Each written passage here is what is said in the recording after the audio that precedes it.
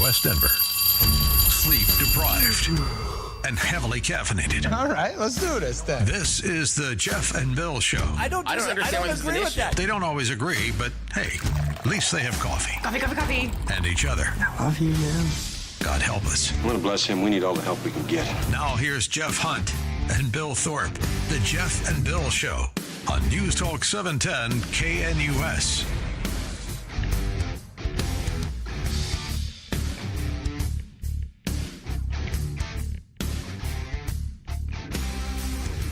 It's 6 a.m. in the Mile High City on this Wednesday, May 21st, 2025. Good morning, Denver, Colorado. You've tuned in to the Jeff and Bill Show, News Talk 710 KNUS. I'm your co-host, Jeff Hunt, along with Bill Thorpe, bringing you the freshest insights and hottest takes from the right, left, and center. Colorado's blue, America's red. It all meets right here on the Jeff and Bill Show, where we want you to be a part of the conversation. Join us by giving us a call at 303-696-1971, 303-696-1971, or text us on the Dan Caplis Law text line at 720-819-5115. Got a great show for you today. We're going to talk about a $100,000 rebranding effort, Bill. Yeah. Oh, jeez. You already know what I'm talking about, don't you? Yeah, this is so bad. The city of Denver investing $100,000 in an effort to analyze and rebrand the 16th Street Mall, coming up with the idea of calling it now 16th Street. That's I'm sorry. That's $25,000 a letter. Yeah. Drop mall off the back of it. This just. Oh my God! I'm sorry. This reminds me of the comedian Brian Regan. He has this bit about forgetting that it's the science fair day. And that he has to, that's right. That he shows up and he's like, today? So he goes out, grabs a Dixie cup and fills it up. And the teachers come by, he's like, cup of dirt. like, well, what about, no, cup of dirt. Give me the F, move on. This is just a cup of dirt. That's what I feel like. I feel like that whoever's doing the consulting forgot they had this contract. And that at some point, there was a reminder that kicked in like at 6 p.m. the day before they're supposed to make the presentation. And they're like, quick, go to the slides and just take out the word mall. And let's see if they buy it. Serious. A bunch of third graders could have suggested for you to just drop the word mall. It's still a dumb suggestion, but you could have saved the money and you could have paid them in Happy Meals. You could have taken a bunch of third graders, given them a week worth of Happy Meals, and for less than $100, you could have solved this problem. Okay, and the other brilliant thing here is you want people to go down there for what? Entertainment and to shop and restaurants, and the one thing you shouldn't do is tell them what it is. The hell? It is a mall. It is. It is a mall. So you cut off the thing that describes, to your point, Bill, exactly what it is. And where you might want to go if you're a tourist. If you're a tourist and you're like, things to do in Denver, and you hit the little Google box and it pops up and says, go to 16th Street. You're like, why? Doesn't say mall, doesn't tell you why. 15th Street. Yes, or 14th exactly. Street, yeah. Why don't I go to 13th and Colfax and meet all the wonderful ladies there asking me to do weird things for money? So you see it as the marketing company turning in a last minute project. I'll tell you, I see it differently. Yeah, this is classic Democrat city leadership. Okay, and to your point, or to my point, I would like to use evidence. Example number A, the restaurant liaison. Okay, they've also spent a lot of money to hire a quote restaurant liaison to figure out why a record number of restaurants are leaving the city of Denver. Yeah. And Bill, it's two reasons. Yes. Crime. Yes. And regulations. Yeah. Like minimum wage. Well, I would put a third one, lack of foot traffic in certain areas, especially downtown. Yes. Yeah, just complete lack of foot traffic, which is part of the problem with the crime issue. Exactly. Yeah, so that's part Bill, of it. we figured it out. Yeah. In 15 seconds. Yeah. We don't need a restaurant liaison to be hired with taxpayer dollars to to go out there and do a whole bunch of research. They're going to come up with a report that we just laid out for you. Yeah, and I'm pretty certain that all restaurant owners, you walk in and go, would it help if you had more customers? Yes, that would help my business. Would it help if you had fewer regulations? Yes, that would help my business. Thank you. Two questions. Again, the crime is kind of self-evident. Yes. That idea about but the other idea is, more customers. And there are a variety of reasons to do that. So you've got to drive foot traffic. That's how you have to do it as far as the restaurant industry. And then, yes, the regulations are stupid. When it takes you so long to open a business here in Colorado, it is preventative because nobody has that kind of money, and especially a startup, to have that kind of run-up. I mean, you're pulling and scraping together your dimes and nickels and quarters in order to get this business off the ground. And then you have all these extra things you have to deal with. And also with the regulations, it harms those large-scale entrepreneurs. And I'm thinking about the Guy Fieri and the Gordon Ramsays, those people that are serial entrepreneurs, because they know the system. And when they get into a market that doesn't function as smoothly as others, they figure this is a problematic market. Why would I spend the same amount of time and effort here if I'm just going to basically get the same kind of returns I will in another city? It's a path of least resistance. It's stupid. The city hires a restaurant liaison to figure out what the problems are that everybody else can see. Yeah. Another example, this rebrand 16th Street Mall. Oh, goodness, we have an issue with 16th Street Mall. We need to go hire a brand agency that's going to freshen things up. They deliver 16th Street. Yeah. It's kind of like it's not their money. That's how these government actors work. And here's the other part is I believe that you're right in the critique as far as the Democrats on that side, because this does seem like an idea that Democrats would embrace. Let's just drop them all. That seems brilliant. I would think that people that had more more experience in small business and stuff thinking, that seems dumb as far as branding. How do I know what we're doing? I mean, even with Walmart, the mart's on the tail end as far as giving you the idea of shopping. Yes. Target chose the name because that's where you'll find what you're looking for. That's kind of the reason. There's a reason they called it Radio Shack, not shelves of electronic crap. There's a reason that your name and your branding is supposed to tell people kind of what you do. It's, you go to the Panda restaurant thing. It's Panda. You think Chinese food? Panda Express. Come on, people. Look, for those of us that live in Colorado and are natives, Bill and I are both natives. Yeah. Colorado does this from time to time, and guess what? We just ignore it. It's still Mile High Stadium. Yes, it is. It's still DIA. Yes, it is. So I think Coloradans will shrug, but what drives me crazy is that in the midst of a budget deficit, a problem where they're cutting services to the actual people, police, healthcare, housing, all that stuff, those services that are important to people. In the midst of all that, they spend $100,000, $25,000 a letter to cut mall off the end of 16th Street Mall. Brilliant, guys. And this just goes back to my theory that Democrat voters elect the dumbest among them and then are shocked at the results. See, this would be something I would expect from a group of people in charge of city government that just sat around and had like a 35-minute meeting one afternoon and were just brainstorming ideas about how to change it. Let's just drop the name Mall. And again, the problem I have with this is you're cutting out the functional part of the name to tell people why to go there. Doesn't make any sense. You can establish a lot of names. Bass Pro Shop, Bass that fishing Pro Shop. You're looking at it sporting and outdoor. The name tells you what they're doing. Very few. The Art of Granite. Yeah, exactly. Art of Granite. Now again, McDonald's had to start out with something else. Okay, if I tell you all of a sudden that we are going to soon, this is okay, tangent here, but here's the idea. We are soon going to see an influx across the U.S. of a new restaurant franchise, Mr. Charlie's. You have no idea. If I told you, let's go to Mr. Charlie's, what's Mr. Charlie do? So Mr. Charlie's has to spend extra capital to tell you what they're doing. They actually lean into a lot of vegan options, and they're finding some success, and there are some franchisees that are moving Mr. Charlie's across the country, and it's a nice weird explosion inside of the restaurant scene.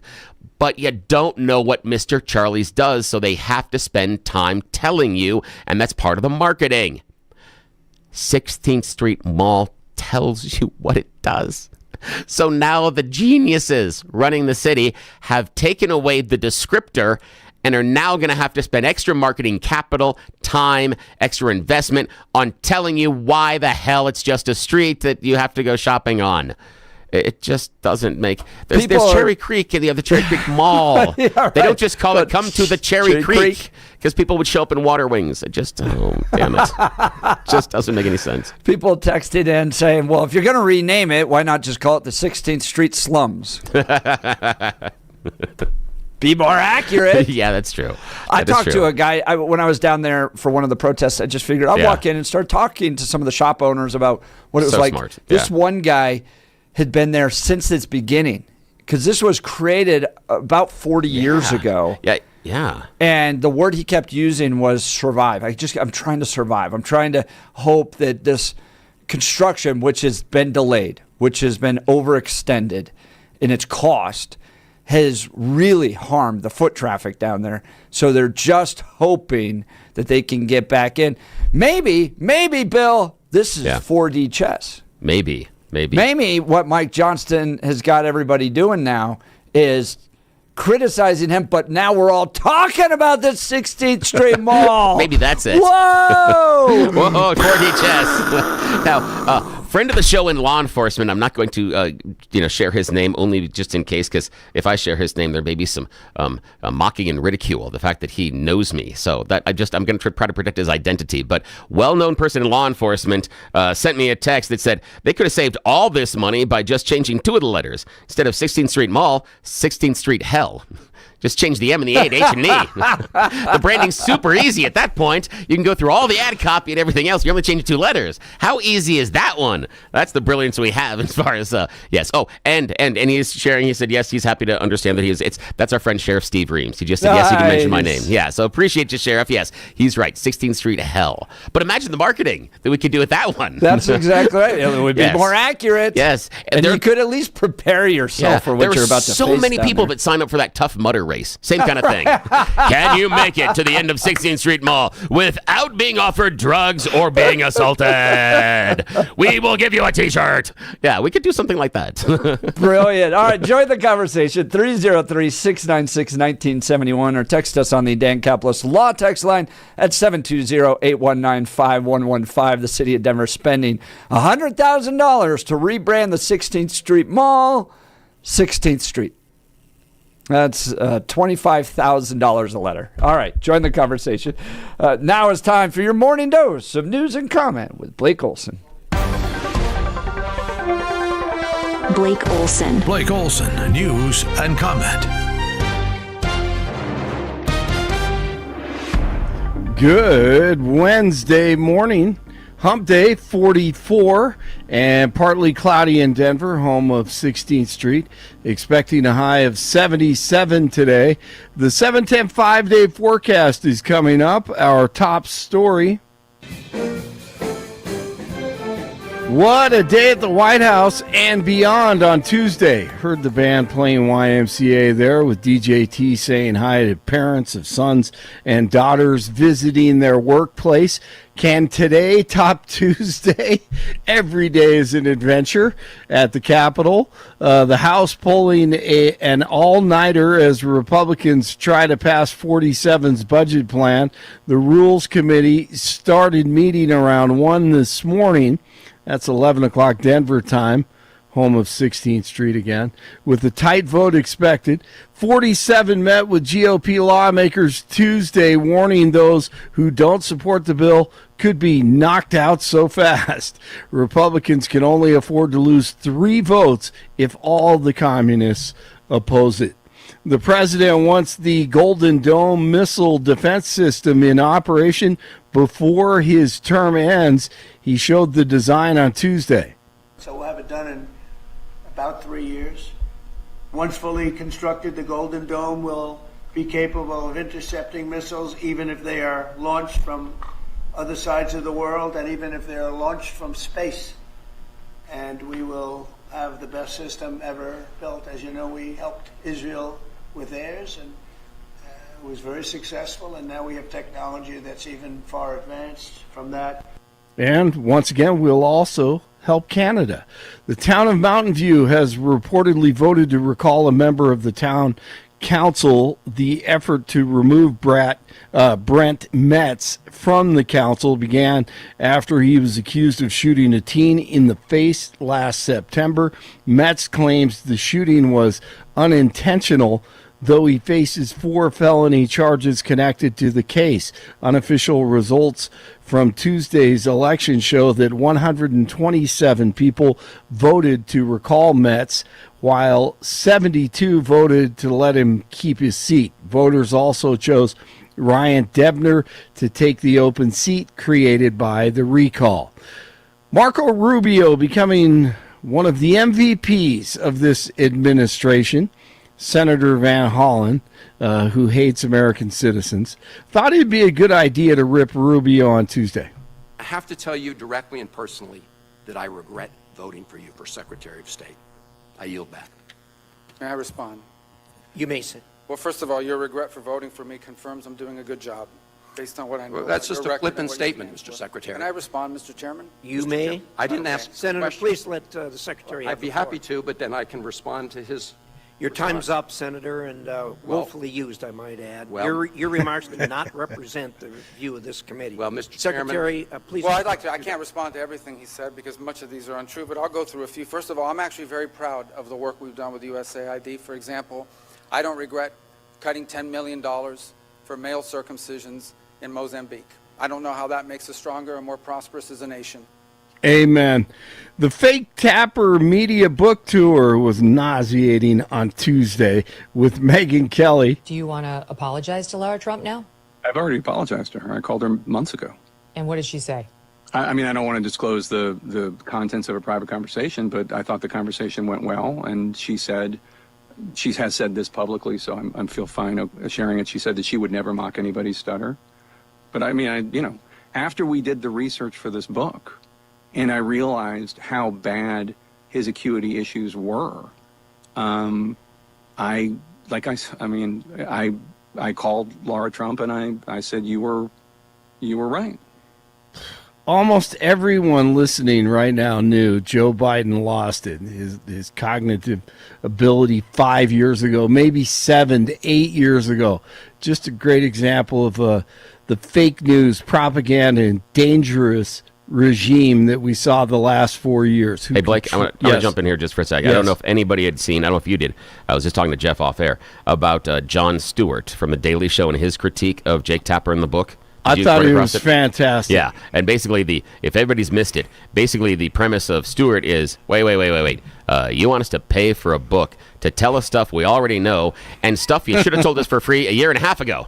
Yes. No, hard pass. Yes, thank you. Yeah, the entire he thing. said, isn't that what is news? Yes, exactly. Exactly. What is news anymore? Yes. No, I thought it was great. That I'll was a try to perfect pull critique. it up. Oh, no, and don't worry about it. I'm not a fan of Jon Stewart, I know. but you are correct. Yeah, but every It once in was a while, excellent. when the pig finds a truffle under the under the soil, Right. sometimes you got to give him the props. But yeah, okay. Isn't that what news is? So You would you're think so, supposed yes. to tell us what's going on Yes, right exactly. now. Yes. But you wait 4 or 5 years. Yeah, so I can sell a book. That's great. Yes, right, exactly. So that whole thing. Listen, I listened to probably 6 interviews from Fake Tapper on Tuesday. It was so bad. I did too. Yeah. He's paying the price, but I bet he's selling a bunch of books. Oh yeah. What I love is his co-author, whatever his name is. Yeah, the guy in Axios. Yeah. Yes, the guy. So he is the guy, and everything that you see, he's just sitting there, and Tapper's talking the whole time. Yeah. He's just sitting there. I haven't even heard him talk. I haven't at all. I've seen him in 3 interviews. Haven't seen him say a word. It's like he's a dummy on his lap or something. Yes, exactly. But the best video, guys. Johnny from the Jesse Show on Fox News last night. He shows up to former FBI Director James Comey, who's selling another stupid book. This is just great. We gotta listen to this. So yeah, he's signing books at a bookstore, I think in New York. Here he goes. Director Comey, how are you? Good, thank you. Jesse Waters from Fox has a question. Yeah. Why do you want to 86 Trump? All right. Director? Standing over him. Questions like that now. Why would you Just signing the book. why would you post that? Director Comey, how was your interview with the Secret Service? You want the book signed, really? Absolutely. Okay, you got it, bud. Can you sign my seashell too? He pulls a seashell What beach is this out. that you're going to? You find a Kamala seashell, 8647. This is a politically charged beach, Director. Well, they will. Come on. Director, the seashell? Then he gets kicked out You don't want to sign it? Have a nice day. by a transgender I know it's security. sheriff. Security. You see the security guard protecting the former FBI director is a guy who sounds like a woman. Oh my God! It was He's the so most beta great. male. Yes, beta. Yes, exactly. I mean, the whole thing, man. He's a He soy is- boy guarding the. It was great, can you man. sign my That's great seashell? video. Can you Yeah, sign pulls out a seashell. He's standing right over him, and he's signing his ridiculous book. Oh man, that is what Billy talks about this all the time. You have to make fun of these people. It's the only way. You have to just rip them, and God bless this guy Johnny. Will Little you Jesse sign Waters my show. seashell? Whoever came up with that idea. No, is they did brilliant. it Because was, now man. wherever he goes, if he ends up coming to college, we should look this up. Just Yes. continue that trend. Yes. I'll do Everywhere it. you go. Blake do will it. do it. I'll do it. I'm doing Yes. it. Yes. Will you And- sign my seashell? And the photographer did a great job. He was nice. Whoever was shooting it, behind him just came up, and he's wearing a suit, and it's beautiful. Now they're going to have armed guards right in front of him, I'm sure. But I want to I'm do gonna it. check I you really for do. seashells. Oh God, that was so great. All man. right. So right now he's got Bill, prepare yourself. Blake, prepare yourself for the number of stops that James Comey is making on his book tour. Okay. 2. great. Is that right? One was just the other one in New York that you just saw, and then he's Okay, that doing was one New down York. in McLean, Virginia. Oh, and okay. that is it. Ooh, would That's you all like they could book? That's it? that? I mean, too? that's because you got to schedule those things. So Well, they do have couldn't get any they other have an email places? here. If you'd like to book Mr. Comey, Really? guess Oh, what? that's Guess good. what? Let's Guess book who him. I'm emailing as soon as the show Yes, is you done. should. Yes, absolutely. The Jeff and Bill Show would love to have you Yes, on for a love conversation. to. I wish Well, the he's, city of he's Denver not would. busy. He's only got one other Right. stop on this tour. Yeah, the city of Denver could have taken that $100K and booked him to come here to. Are there any bookstores left here in Denver? Yeah. Tattered it's Cover, Tattered, one of them. barely alive. Yeah. Is that right? Wow. Yeah. So I mean, it's just great video. All right, one more thing here before we leave you. Afternoon, everybody. Hey, how's life treating you there, Norm? Beats me. And it kicks me and leaves me for dead. George So Wendt, who sad. played Norm, has passed away at the age of 76. A young guy. High five Passes away. on the audio clip there, because everybody's been using the milk-bone underwear quote, and that's been Oh, yeah. overused in the last 24 hours. Again, a good one, Yeah, but Norm that's a has good one. so many other one-liners when Exactly. when Sam asks him about how his day is going, and that's Yes. a fantastic one because George Wendt responds, leaves it, and then comes in and finishes the joke. That's Exactly. yeah, that is a really Oh, good he's- one. That's nicely done. Well, Good job. thank- I love do that people one. go I to remember bars that one. anymore like that? Yeah, Just good question. Yeah, I spend was in time? one last night. But I Oh, mean, yeah, like, people like there. on a regular basis, Trivia. Oh, every yeah, day yeah, after yes. work, they still do. Yes. I know them. And again, not because I'm always in the bars there, because I do bar trivia. So I know the people that are the regulars. I know the bartenders, and I always chat with them. Again, how's business? I was talking yesterday, and bar I was at, the guy's like, yeah, it's been a little slow later in the week. Weekends have been solid. But yeah, they're regulars. Yeah, and they know them. So yeah, people do. I don't good. know. That's you know. good. Yeah. That's good. It's a good place. Good place to meet. And Norm was great, man. Yeah, That's he sad. was. George George. Wendt passes away. All right, news brought to you by Lair Fireplace and Patio, Denver's premier source for everything fireplace, patio, and grills. Locally owned and operated since 1954. Online at lairfireplacepatio.com. Oklahoma City blows out Minnesota 114-88, Game 1, NBA Western Conference Finals. 42 in Westminster, 43 in Centennial, and 44 in Denver. Jeff and Billy continue. It's Wednesday morning.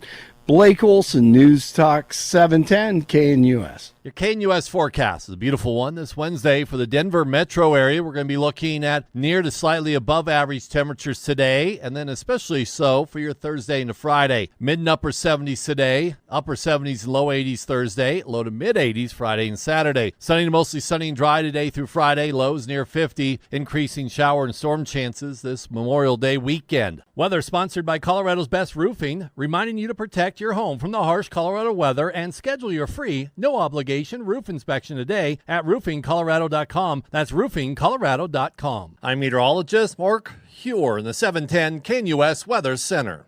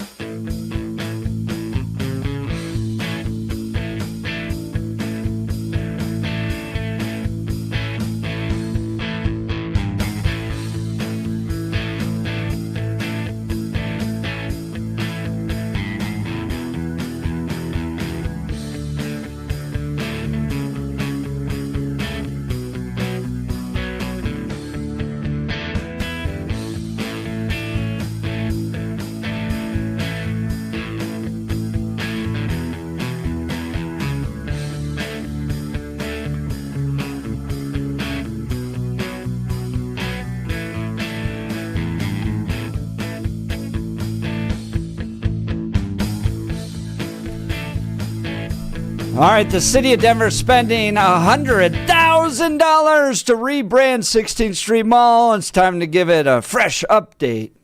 Draw people in. Get them excited. And that $100,000 rebranding effort is now titled 16th Street. That's $25,000 a letter they cut off the end of that. It's ridiculous. $25,000 a letter. All right, we're getting your phone calls and texts on this. Jason in Denver's on fire this morning. He's always funny. Just like Kyle's Karen's escort service clearly states what the business does. Nice job, Jason. That's good. Speaking of that, go to kyleskarens.com. kyleskarens.com. Yes, kyleskarens.com. And yeah, project your love for Denver's best or worst evening news broadcast. You make the choice. We don't decide, you get to. And we have a shirt that'll help you choose, kyleskarens.com. And it's $25. So, yeah. Might be the dumbest marketing idea since HBO changed the name to HBO Max and then just Max and now back to HBO. Yes, because what's Max? Who's Max? How do I know Max? Yeah, exactly. Good one, Jason. 0682. Denver's great. I just passed the Belco Theater and there's a group of individuals drying their underwear on a bush. How do you feel about $100,000 being spent in the midst of a budget crunch for the city of Denver, where they're literally cutting police services to rebrand 16th Street Mall, and the best they came up with was 16th Street, cutting off, to Bill's point, the actual description of the place that you're going to. All right, let's go to the phone lines here. Ridiculous. Marcus Aurora. Good morning, Marcus. You're on with Jeff and Bill. Morning. Morning, guys. Hey, I remember when 16th Street Mall didn't exist. Woolworths was down there, now Social Security building, made ENF, and a lot of things. But it's really bad. They got all the missions down there now, right around downtown in the Greyhound bus station. Yeah. And through the years, it's really got bad guys. They've tried to hire guys to walk around with a stick, and it's never changed. This is crazy. There's no parking. You get a ticket if you go down there. It smells like urine in all the alleys. That's about it. Yeah, I think that's the problem, is the experience of people down there shopping. Now, Jeff and I still have a standing invitation from Westward editor Patty Calhoun, and we're going to go out with her one night, and she's going to try to show us the better side of downtown Denver, especially the nightlife. But I think that's part of the issue, is that there's a perception earned of downtown that it is problematic, that there's lots of drug use, lots of homelessness, and lots of crime. And we've seen assaults happen on the 16th Street Mall. They've got a construction project that seems to be never ending. And Marcus, we had a phone call earlier in the morning from Rick from Denver. He couldn't stay on the phone with us, but talked about his experience and how he's walked 16th Street Mall like you. He was around there before it existed, remembered it being there, what it was like when it first opened up. And he said yes, it is more when he's down there rather than looking at shopping and restaurants. It's more just, there for exercise or walking around.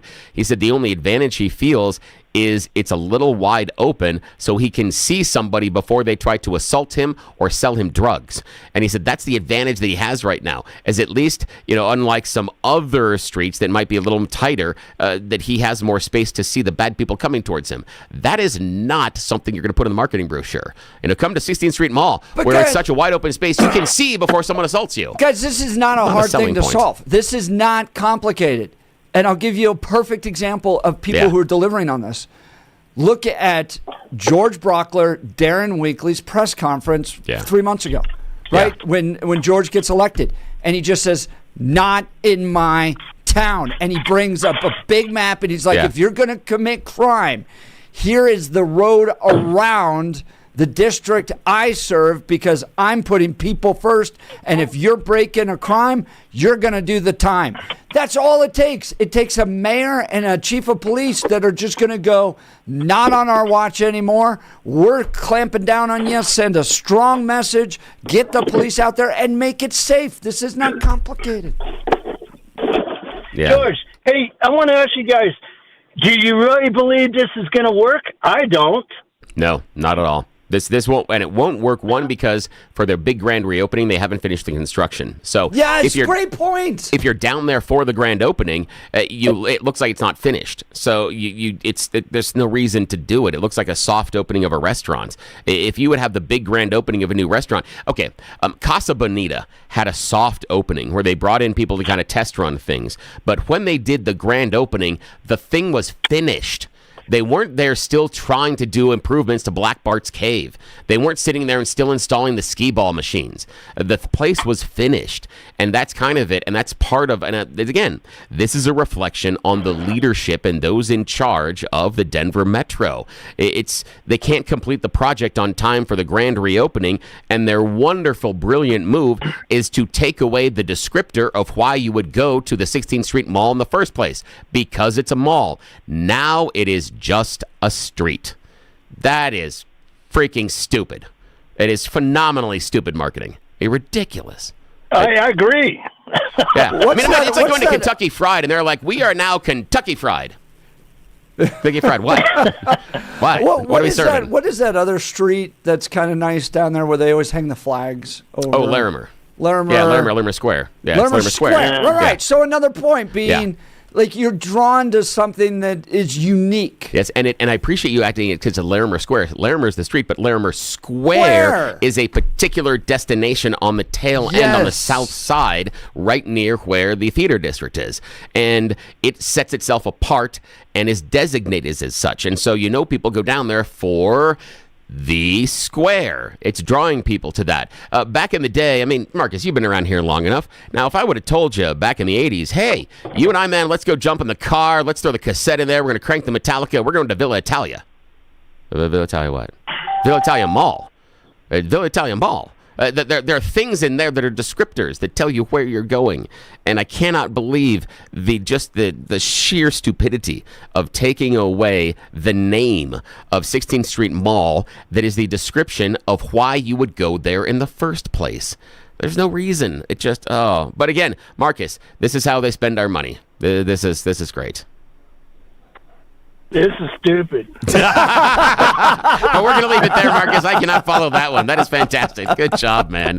You're the best, dude. I've missed Marcus Great calling. call, That's fantastic. Marcus. Marcus's line will be open 303-696-1971. Text us on the Dan Caplis Law text line 720-819-5115. Mikey Johnston spending $100,000 of your taxpayer money to rebrand the 16th Street Mall. 16th Street. Yeah. And Even if you think it's stupid, the money alone. Well, $100,000. Somebody pointing this out. Crap. Jeff, if you think that it was just $100,000, think about all the meetings full of paid politicians and other folks working for the city that had to come up with this stupid idea. And so you could probably add an additional $100,000 to the cost. Yeah. Great text message 8422. All right. Someone who's not going to waste your money. Who? Who's going to get justice for you. Dan Caplis with Dan Caplis Law. I've known Dan for well over a decade. He is the lawyer I trust to deliver results and, most importantly, justice in an injury case for you. Dan has spent 40 years of his life helping people who are hurt in serious motor vehicle crashes. Dan is believed to be the only lawyer in Colorado history to win 5 straight multi-million-dollar verdicts in Colorado crash cases. Dan is also believed to have won the largest truck crash verdict in Colorado state history. Dan Caplis Law is so trusted, he's the official law firm partner of the Denver Nuggets and the Colorado Avalanche. Dan Caplis Law is a serious firm for serious cases. Dan accepts righteous injury cases on a percentage fee basis so that he can represent good people from all walks of life without regard to ability to pay. So if you need Dan's help, give him a call. Here's the phone number. Why not put it in your phone now? So if something happens to you, you can quickly get a hold of him. 303-770-5551. 303-770-5551 or hit dancaplisLaw.com. That's Dan, C-A-P-L-I-S Law.com. We'll continue with your phone calls and texts. You're listening to The Jeff and Bill Show. This is Denver's Talk Leader, News Talk 710 KNUS.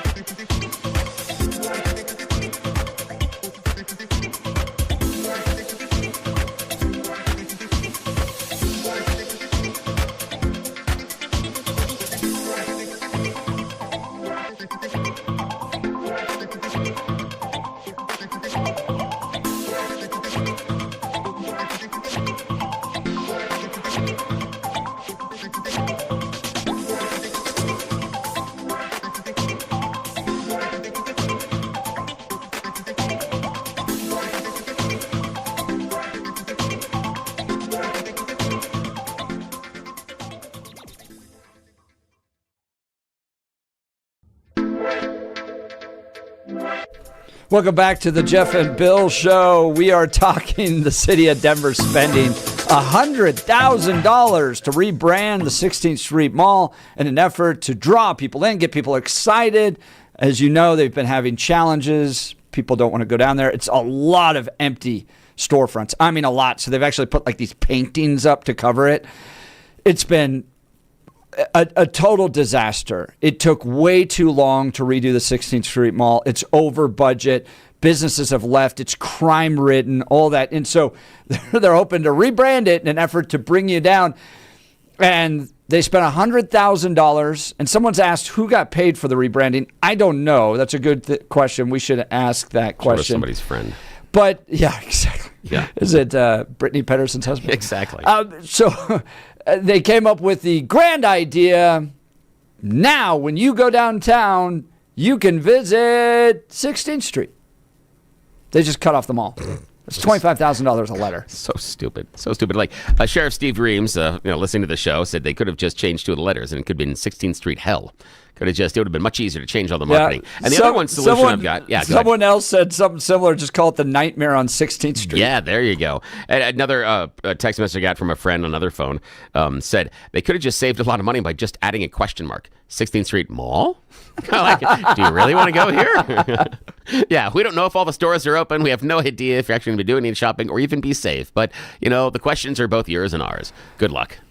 Someone writes, Jason goes, I don't know, 16th Street, Main just where Colfax is just called Colfax. It's not called the Colfax, home of not so hot working girls and the drug emporium. Yeah.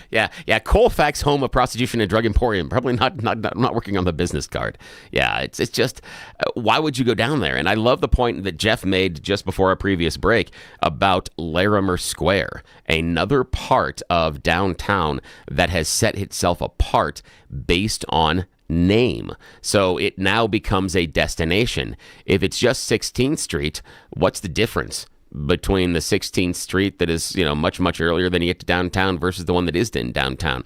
Why would I choose that particular run of downtown? I remember when people used to call it back in the 70s and 80s, you'd go cruising the Fax, but that's Colfax, but that's the Colfax line that runs from downtown out east. That's where that was. And so there was a particular, area in which you'd run. And I don't know why you would take away the name that describes what you do.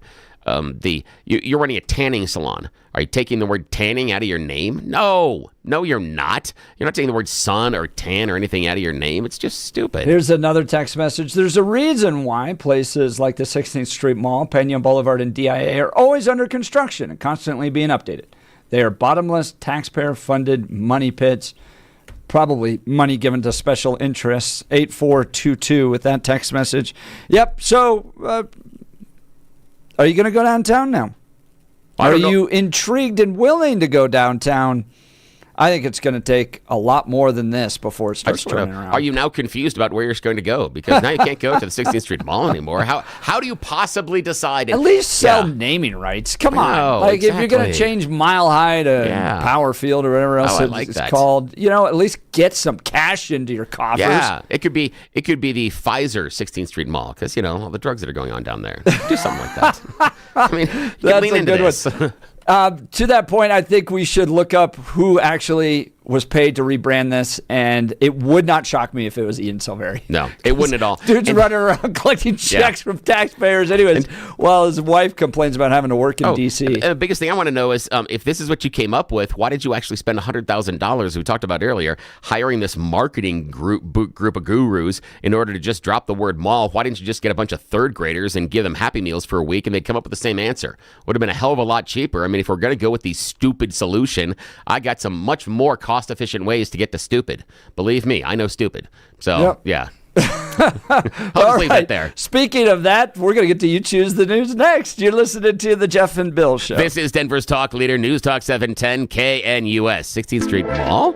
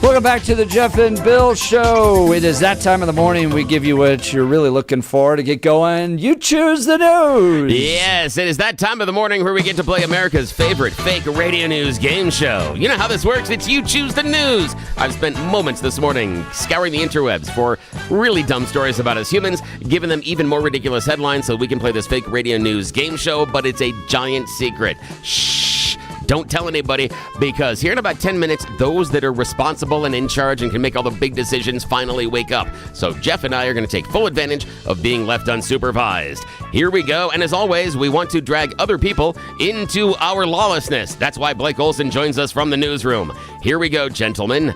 Your choices this morning. The headlines. Headline number 1. The first one is free. Headline number 2. Blame Murphy Brown. Headline number 3. It's just your imagination. And headline number 4, hidden in plain sight. Mr. Hunt, Let's start by blaming Murphy Brown. Yeah, we should really blame Murphy Brown. That's where all this started from. As people may remember that old 80s sitcom character, but Russia is actually going after a series of newer TV shows like Game of Thrones, Harry Potter, and Sex in the City. It's an effort to purge what they claim to be a promotion of child-free ideology. Now, the development comes months after Russia has passed a bill banning what state-run news wires describe as the public propaganda of ideas voluntarily choosing not to have children. Yes, it is your duty as a Russian citizen to get busy. Now, for decades, Russia has been experiencing a plunging birth rate and population decline, and they decided, because it's Russia. TV. Yeah, exactly. Because there's no reason to have babies in Russia. Right. It's I can't wait to bring my children into this existence. Yeah, this is fantastic. So they're expecting Russia's population to fall dramatically over the next decade or so. On September 1st, an order by Russian telecommunications regulator said they were going to ban child-free ideology in local media. However, they said that in Harry Potter, they couldn't figure out why. They just were mad at all the wizards. They cited Professor McGonagall and said, well, she didn't have any children. However, we don't know if this was a conscious choice or something that didn't work out, or maybe she just couldn't. But still, we're mad, so no more Harry Potter. Yeah. And again, the TV, In other words, I mean, if they ran an entire channel of porn, would they encourage people to go and have a lot of sex? I don't think so. Again, guys. Okay, well, maybe here we just go. turn things around. Yes. In your country. Yes, make it more attractive to have the kids. Right. Maybe that will help out. Well, we're silly though. Turnips and vodka. Yes, That's a living. Yes, exactly. All right, and maybe sending a bunch of your young men to the front line to fight in a war in Ukraine. That doesn't help either. To deal with very rapey North Koreans. That's not going to help at all. All righty, now Blake Olson. Your choice, sir. First one is free, just your imagination, or hidden in plain sight. Just your imagination. It's just your imagination. Good luck picking out the books on the unofficial summer reading list from the Chicago Sun-Times, because you're going to have to find them in your imagination. Yes. Recently, the Chicago Sun-Times released their summer reading list. The problem is most of the books don't even exist. Yeah. How did this happen? Well, the Sun-Times has a vendor that they take things, those inserts that happen when you're in the Sunday paper. Now, in one of the inserts, they had a list of summer books, and it was wonderful. It said, you can dive into the multi-generational saga of Tidewater Dreams by Isabel Allende. Or you can have a science-driven story from Andy Weir and his story, The Last Algorithm. Or maybe Min Jin Lee's riveting tale set in Seoul's underground economy, Nightshade Market. But none of them actually exist. The vendor admitted they ran this thing through AI. They didn't fact check. No way. Yeah, some of the authors are real, but none of the books exist at all. Really? Yes, AI completely invented 15 books on the list. They're books to be written. Yes, exactly. Yeah, that's what's going to happen. Yeah, so that's exactly right. What I love in this entire thing is that no one at their vendor nor at the newspaper before they ran this went, maybe we should look to see if these books are real. Not a single, and they're encouraging reading. Yeah, maybe we should read them. Yes, while encouraging reading, they didn't read nor look at the books. Right. Did they have covers for them also? Yeah, some of them, yes. Really? Yeah, Wow. that's just stupid. That's crazy. That's ridiculous. Alrighty, now, final choice this morning, Mr. Hunt. First one is free or hidden in plain sight. First one's free, please. Yeah, the first one is free. We know how that works in drugs, but it also can work in other aspects of your life. Yin Shen found this out recently in the country to our north, America's Hat, Canada. She was heading towards the lobby of her apartment complex one evening in 2022 when she was bitten by a leashed mini Australian shepherd that was being dog sat by another person that lived in the building. She was waiting for the elevator as she was walking by. The dog nipped her on the hand. The person had the dog said, "Oh, I'm so sorry. Usually she's so well behaved. I really apologize." She said she experienced increasing growing pain. She went to the hospital. She was treated for a superficial abrasion, but she decided to sue for nearly $5,000. The tribunal member that was hearing the case in Canada said, well, see, if the dog hasn't bitten before, it's very difficult to expect an animal owner to know that their dog is a biter. He said, pretty much every dog's entitled to one free bite. Case dismissed. Oh. Yeah. Which I think that's kind of nice. Yeah, I think every dog should be entitled to one free bite. I just think that you need to use it wisely. So choose which person in your family or social circle or a member of your neighborhood needs the free bite. We all have someone. We all know there's someone that needs a free dog bite. Just saying, now you have the option of a free one. May not be a good suggestion. I'm not a lawyer, so don't listen to me. Alrighty, that's the end of You Choose the News. Back to you, sir. All right, coming up in the next hour, the FDA limiting future COVID-19 shots to older people and those at risk of serious infection. So the day of the boosters over. We'll get into that next. You're listening to The Jeff and Bill Show. This is Denver's Talk Leader, News Talk 710 KNUS.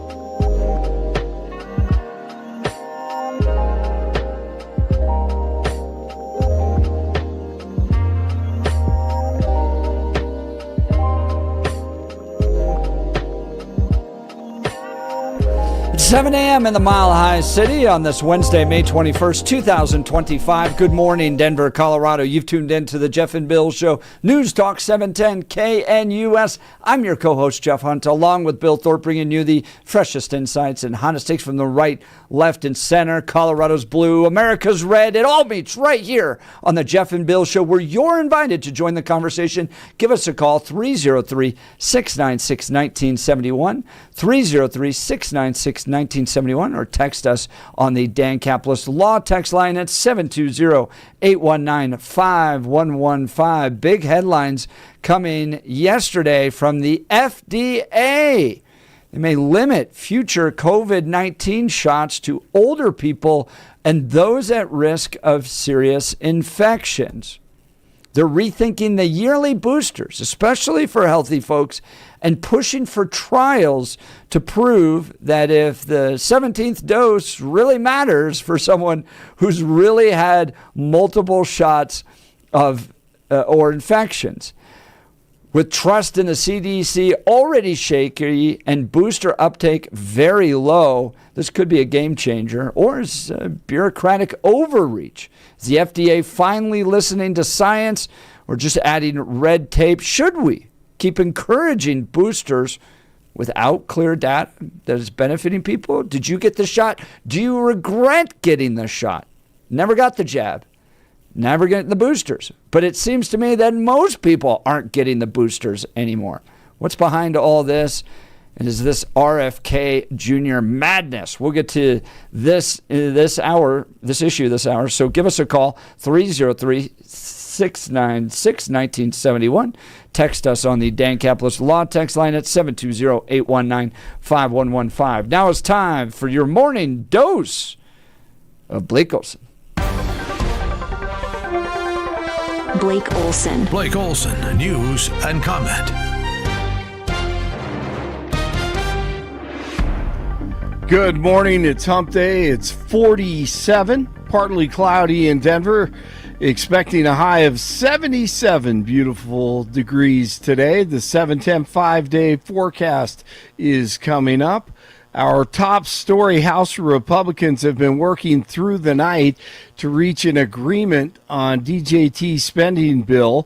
The GOP has a slim majority in the House and can only afford 3 no votes from its members. And some conservatives feel the bill does not cut enough spending. The president wants the Golden Dome missile defense system in operation before his term ends. He showed the design Tuesday in the Oval Office. Today I'm pleased to announce that we have officially selected an architecture for this state-of-the-art system that will deploy next-generation technologies across the land, sea, and space, including space-based sensors and interceptors. And Canada has called us, and they want to be a part of it. So we'll be talking to them. They want to have protection also. So as usual, we help Canada. Walmart pushing back against 47's comments about having to raise prices because of tariffs. The retail giant recently warned customers about potential price increases due to the tariffs. Trump replied that they should eat the tariffs. Walmart's CFO says, however, that the company has not seen price increases at this magnitude. The Summit County Sheriff's Office says the body of a missing person has been found near Wichita Mountain. The body was recovered Tuesday afternoon in an area southwest of the North 10-Mile Creek trailhead. The sheriff's office did not release the name of the person found, saying only that they had been reported missing from Frisco. An autopsy will be done to verify the person's identity and determine the cause of death. Marco Rubio is one of the MVPs of this administration so far. Senator Van Halen, who hates American citizens, by the way, thought it'd be a good idea just go ahead and rip Rubio on Tuesday, and Rubio just relentless. Love it. We deported gang members, including the one you had a margarita with. And that guy is a human trafficker, And that guy is a gangbanger, and the evidence is going to be clear. In the days to come, Mr. you're going to Chairman, see who you went to look, defend. I'm sorry, Mr. Chairman. Secretary Rubio has the floor. Mr. Chairman, he can't make unsubstantiated Senator, comments like that. Secretary Rubio has the floor. You had Secretary your time. Rubio should take that testimony to the federal court of the Senator, United States because well, he hasn't done it under oath. Here's another point, okay? There is a division in our government between the federal branch and the judicial branch. No judge in the judicial branch cannot tell me or the president how to conduct foreign policy. And former Epstein lawyer Alan Dershowitz on Benny Johnson says that Cash and Bongino and Pam Bondi, they need to release all these videos.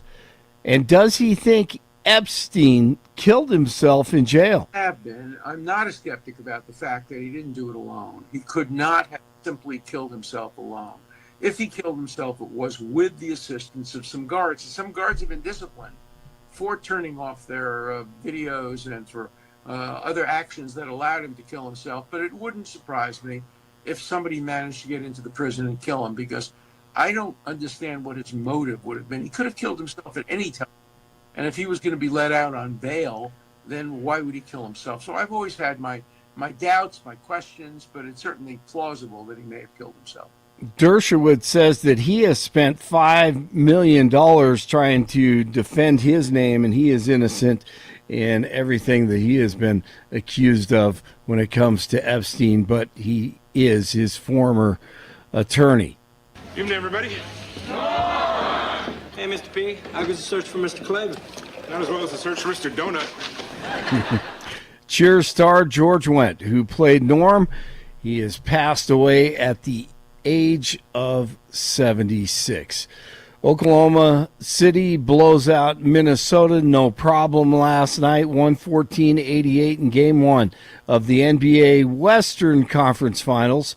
43 in Parker, 45 in North Glen, 47 in Denver. Jeff and Billy continue. Blake Olson, News Talk 710 KNUS. Your KNUS forecast is a beautiful one this Wednesday for the Denver metro area. We're going to be looking at near to slightly above average temperatures today, and then especially so for your Thursday into Friday. Mid and upper 70s today, upper 70s and low 80s Thursday, low to mid 80s Friday and Saturday. Sunny to mostly sunny and dry today through Friday, lows near 50, increasing shower and storm chances this Memorial Day weekend. Weather sponsored by Colorado's Best Roofing, reminding you to protect your home from the harsh Colorado weather and schedule your free, no-obligation roof inspection today at roofingcolorado.com. That's roofingcolorado.com. I'm meteorologist Mark Huer in the 710 KNUS Weather Center.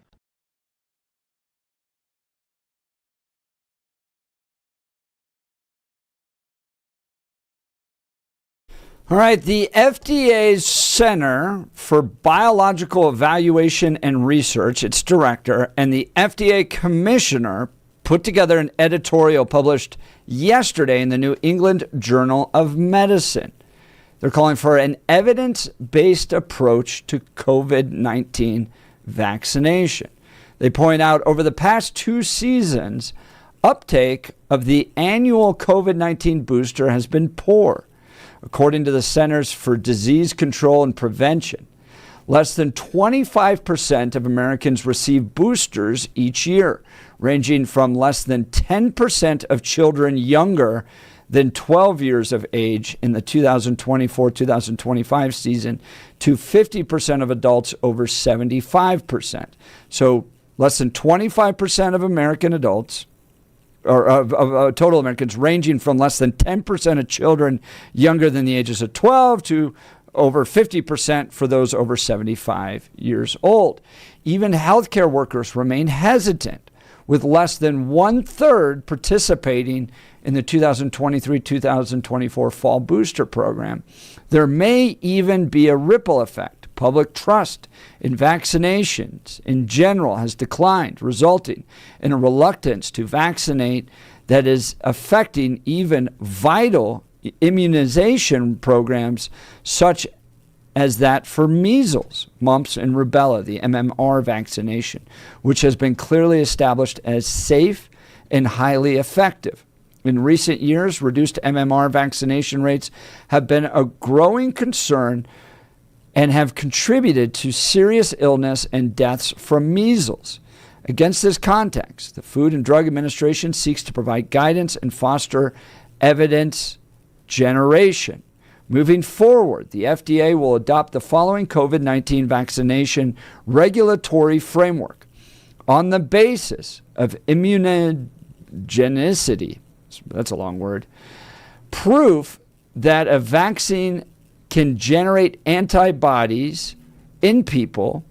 The FDA anticipates that it will be able to make favorable benefit-risk findings for adults over the age of 65 and for all persons above the age of 6 months with one or more risk factors that puts them at high risk for severe COVID-19 outcomes, as described by the CDC. So if you're old or you got risk factors, work to make sure you have access to the COVID-19 vaccination.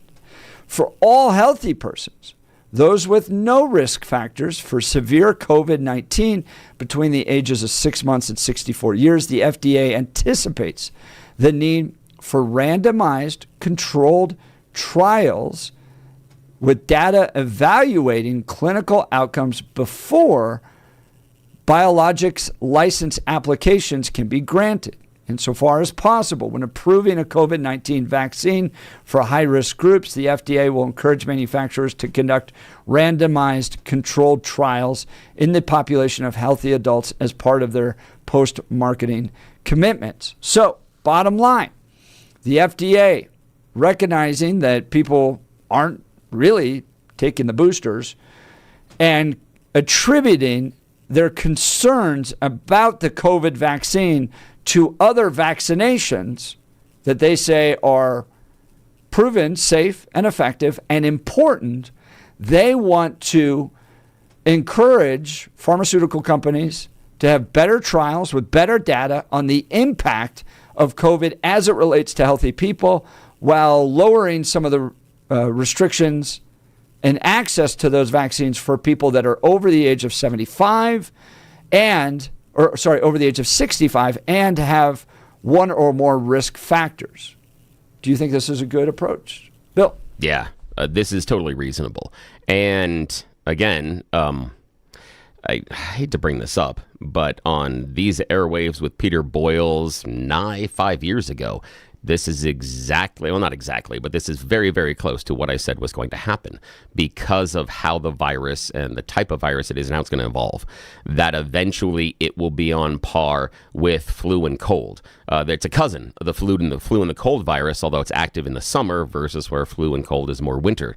So it's different seasonally. It actually makes it easier to study because it's summer rather than winter. There's some easier things that we can study with it. But absolutely, this is the direction it was going to go. This is the direction it was always going to go based on evolution, because this virus does not want to kill the host. This virus wants to increase its vectors of contamination or infection, and it also wants to increase self-reproduction and find a host that will transmit it. That's all it's searching for, and that's what we see. COVID-19 has become very efficient as far as transmission, but has made itself more mild because it found out that if it infects a host and the host goes to the hospital and gets very, very sick, or even passes away, the virus doesn't get a chance to replicate and spread itself. So, yes, this is the median in which it is going to try to find. Absolutely, this seems completely and totally reasonable. It should be young kids, and it should be the elderly or somebody else with some sort of comorbidity. That should be the targets for these shots. Yes, so absolutely. knowing this now, were we wrong? And I'm going to point out people like Kyle Clark, and I reposted his video yesterday of him putting a lot of shame and a lot of pressure on people to get vaccinated, saying that it should be mandatory. Were those political leaders and influencers and media saying that the vaccine should be mandatory wrong? No, not at the time, because different virus. I mean, we're talking about multitudes of generations because of how quickly the virus evolves and replicates itself, and how it's built to create mutations. The virus is built to do that. So it's trying to mutate and try what works and what doesn't in order to make it as effective as possible. At the time, it was killing a lot of people. And we had a lot of people that were in the hospital. Was it? And I mean, we lost over 1 million people from something that was an infectious disease here in America. People that died from COVID or that died with COVID. Because there's plenty of examples of people dying in car accidents, having COVID, and that being attributed to that number of people that died. Is it significant? From COVID? Is the number significant? Well, one is significant. in my opinion. Not in the course of 1 million people. Saying that, here's the idea: is if a lot of people die because of COVID or complications with COVID, meaning that it exacerbates other existing conditions, which again, I remind people, that's what AIDS does. AIDS doesn't kill anybody. AIDS compromises your immune system and something else comes in and does the dirty work. So the idea that, the virus didn't kill them, if you take that step, then you have to say that AIDS, we shouldn't worry about. We shouldn't be doing any medical research on AIDS because AIDS doesn't kill anybody. And that's incorrect scientifically and medically. So that's a problem. Now, if it is one person, again, I want to see the numbers. I acknowledge that in these numbers, there are things that are statistical variance and there are things that were wrongly attributed. And there are anecdotal examples. But what I don't see is significance. I don't see thousands or hundreds of thousands, because we're talking about 1 million American deaths. And if you're talking to me about a couple of hundred that were miscategorized, yeah, that's a mistake, but it doesn't necessarily impact the larger number of 1 million. If you're talking 500,000, now you're really deep into significance. That's the issue. We don't know. And part of it is we're making this argument that COVID was killing these people in mass amounts of numbers. Therefore, that becomes the justification for vaccine mandates. And you're finding now that the FDA is going, hold on, you want to push this on people. We want more research, especially if you're going to do this on healthy people. We'll give a waiver for old people. But we went through a few years of news personalities, political leaders, calling for mandated vaccinations. And now the FDA is saying we're going to do an evidence-based approach to COVID-19 vaccinations in 2025. 5 years later. 5 years, they're going, now we'll do an evidence-based approach. They did an evidence-based approach back then as well. All of those mRNA vaccines went through clinical trials. Not the usual steps, yes, but they were tested on tens of thousands of people. What number's enough? And that, we always talk about, people talk to me all the time on this show about what's the vast number of immigrants that I'm willing to cap out America at? How many people do you want tested with this vaccine? Based on the statistical probability of side effects, the numbers they tested in the trials were valid. I'm not saying there weren't side effects. All vaccines have the potential of side effects and can, and that's not the issue. The issue is that statistically, the research they did on them and the clinical trials, so many of them went through multiple clinical trials before being released. Remember, it was done at warp speed, though, and they were statistically valid based on the conclusions they can find. And again, I'm going to go back to it. The virus that we have for COVID right now is not the virus we had in 2019, 2020. It's not the same virus. It has changed and mutated. So what we deal with now is different than what we were dealing with then. And if we jump in the Wayback Machine with Mr. Peabody and Sherman, we'd know that when at that time, the reason we were doing the vaccines is because of the hospitals. That was why we kept everybody home, is because the hospitals in certain areas were being overwhelmed. We had stories of hospitals running out of places to store the dead bodies. We had stories of hospitals where the ER is overflowing. And what we saw statistically during that time is that the portion of the people that were unvaccinated made up a larger percentage of those that were getting emergency care and having adverse effects. And that's important because those that were unvaccinated are a smaller percentage of the population and were a larger percentage of those that were having the adverse effects. That is significant. When a smaller population shows larger impact of the virus, that shows the vaccine works. We've given over 1 billion vaccinations around the planet, and we have seen in some cases there are some side effects. Yes, myocarditis. But myocarditis is more significant if you get COVID. You have a higher indication and you have a higher chance of having myocarditis by getting the virus than by getting the vaccine. So if you're saying I'm worried about myocarditis, you shouldn't get COVID. And thyroid damage as well. So things are coming out about the mRNA shots. Yeah, but the thyroid thing, there's some qualifications on that too. There are some things on that, and there's some people that have written some stuff out there, and they're completely and totally wrong about what the research they're pointing to comes to as a conclusion. The research they're talking to about that thyroid issue, the researchers say there is no causal relationship that they can say that it directly harms it. The people doing the study. No, but you want me to quote it? I've got a quote. I can quote you. I looked because when I read the stuff, I went and I looked. Yeah. The study authors, and I'm quoting them, quote, "We observed an increased risk of exacerbation of hyperthyroidism following COVID-19 vaccinations. However, there was no association between COVID-19 vaccinations and other thyroid diseases." That's what they found. And the reason, hold on, qualify that. Yeah. Say the first part and then the last part again. We observed an increased risk of exacerbation of hypothyroidism following COVID-19. Those are two separate things. Wait. Let me get all the way through it. Let me get all the way through it. Following COVID-19 vaccinations, however, there was no association between COVID-19 vaccinations and other thyroid diseases. If you look at the study, and if you look at the study based on hypothyroidism, it happens in both if you get the virus and if you get the vaccine. And it is in higher statistical probability if you get the virus. And it has to do with protein. In both cases, you're saying that, you can have these problems if you end up with COVID, but you're also getting these problems if you get the shot. Yes, but they are less likely if you get the shot than if you get COVID. So if you are going to... that's what the research says. No, they're not. No, yes, it is. No, if you don't get either of them, you don't get any of it. I didn't know. But right? If you don't get COVID and you don't get the shot, then you're not going to deal with these thyroid problems or myocarditis. Now, if you get COVID, you could deal with myocarditis.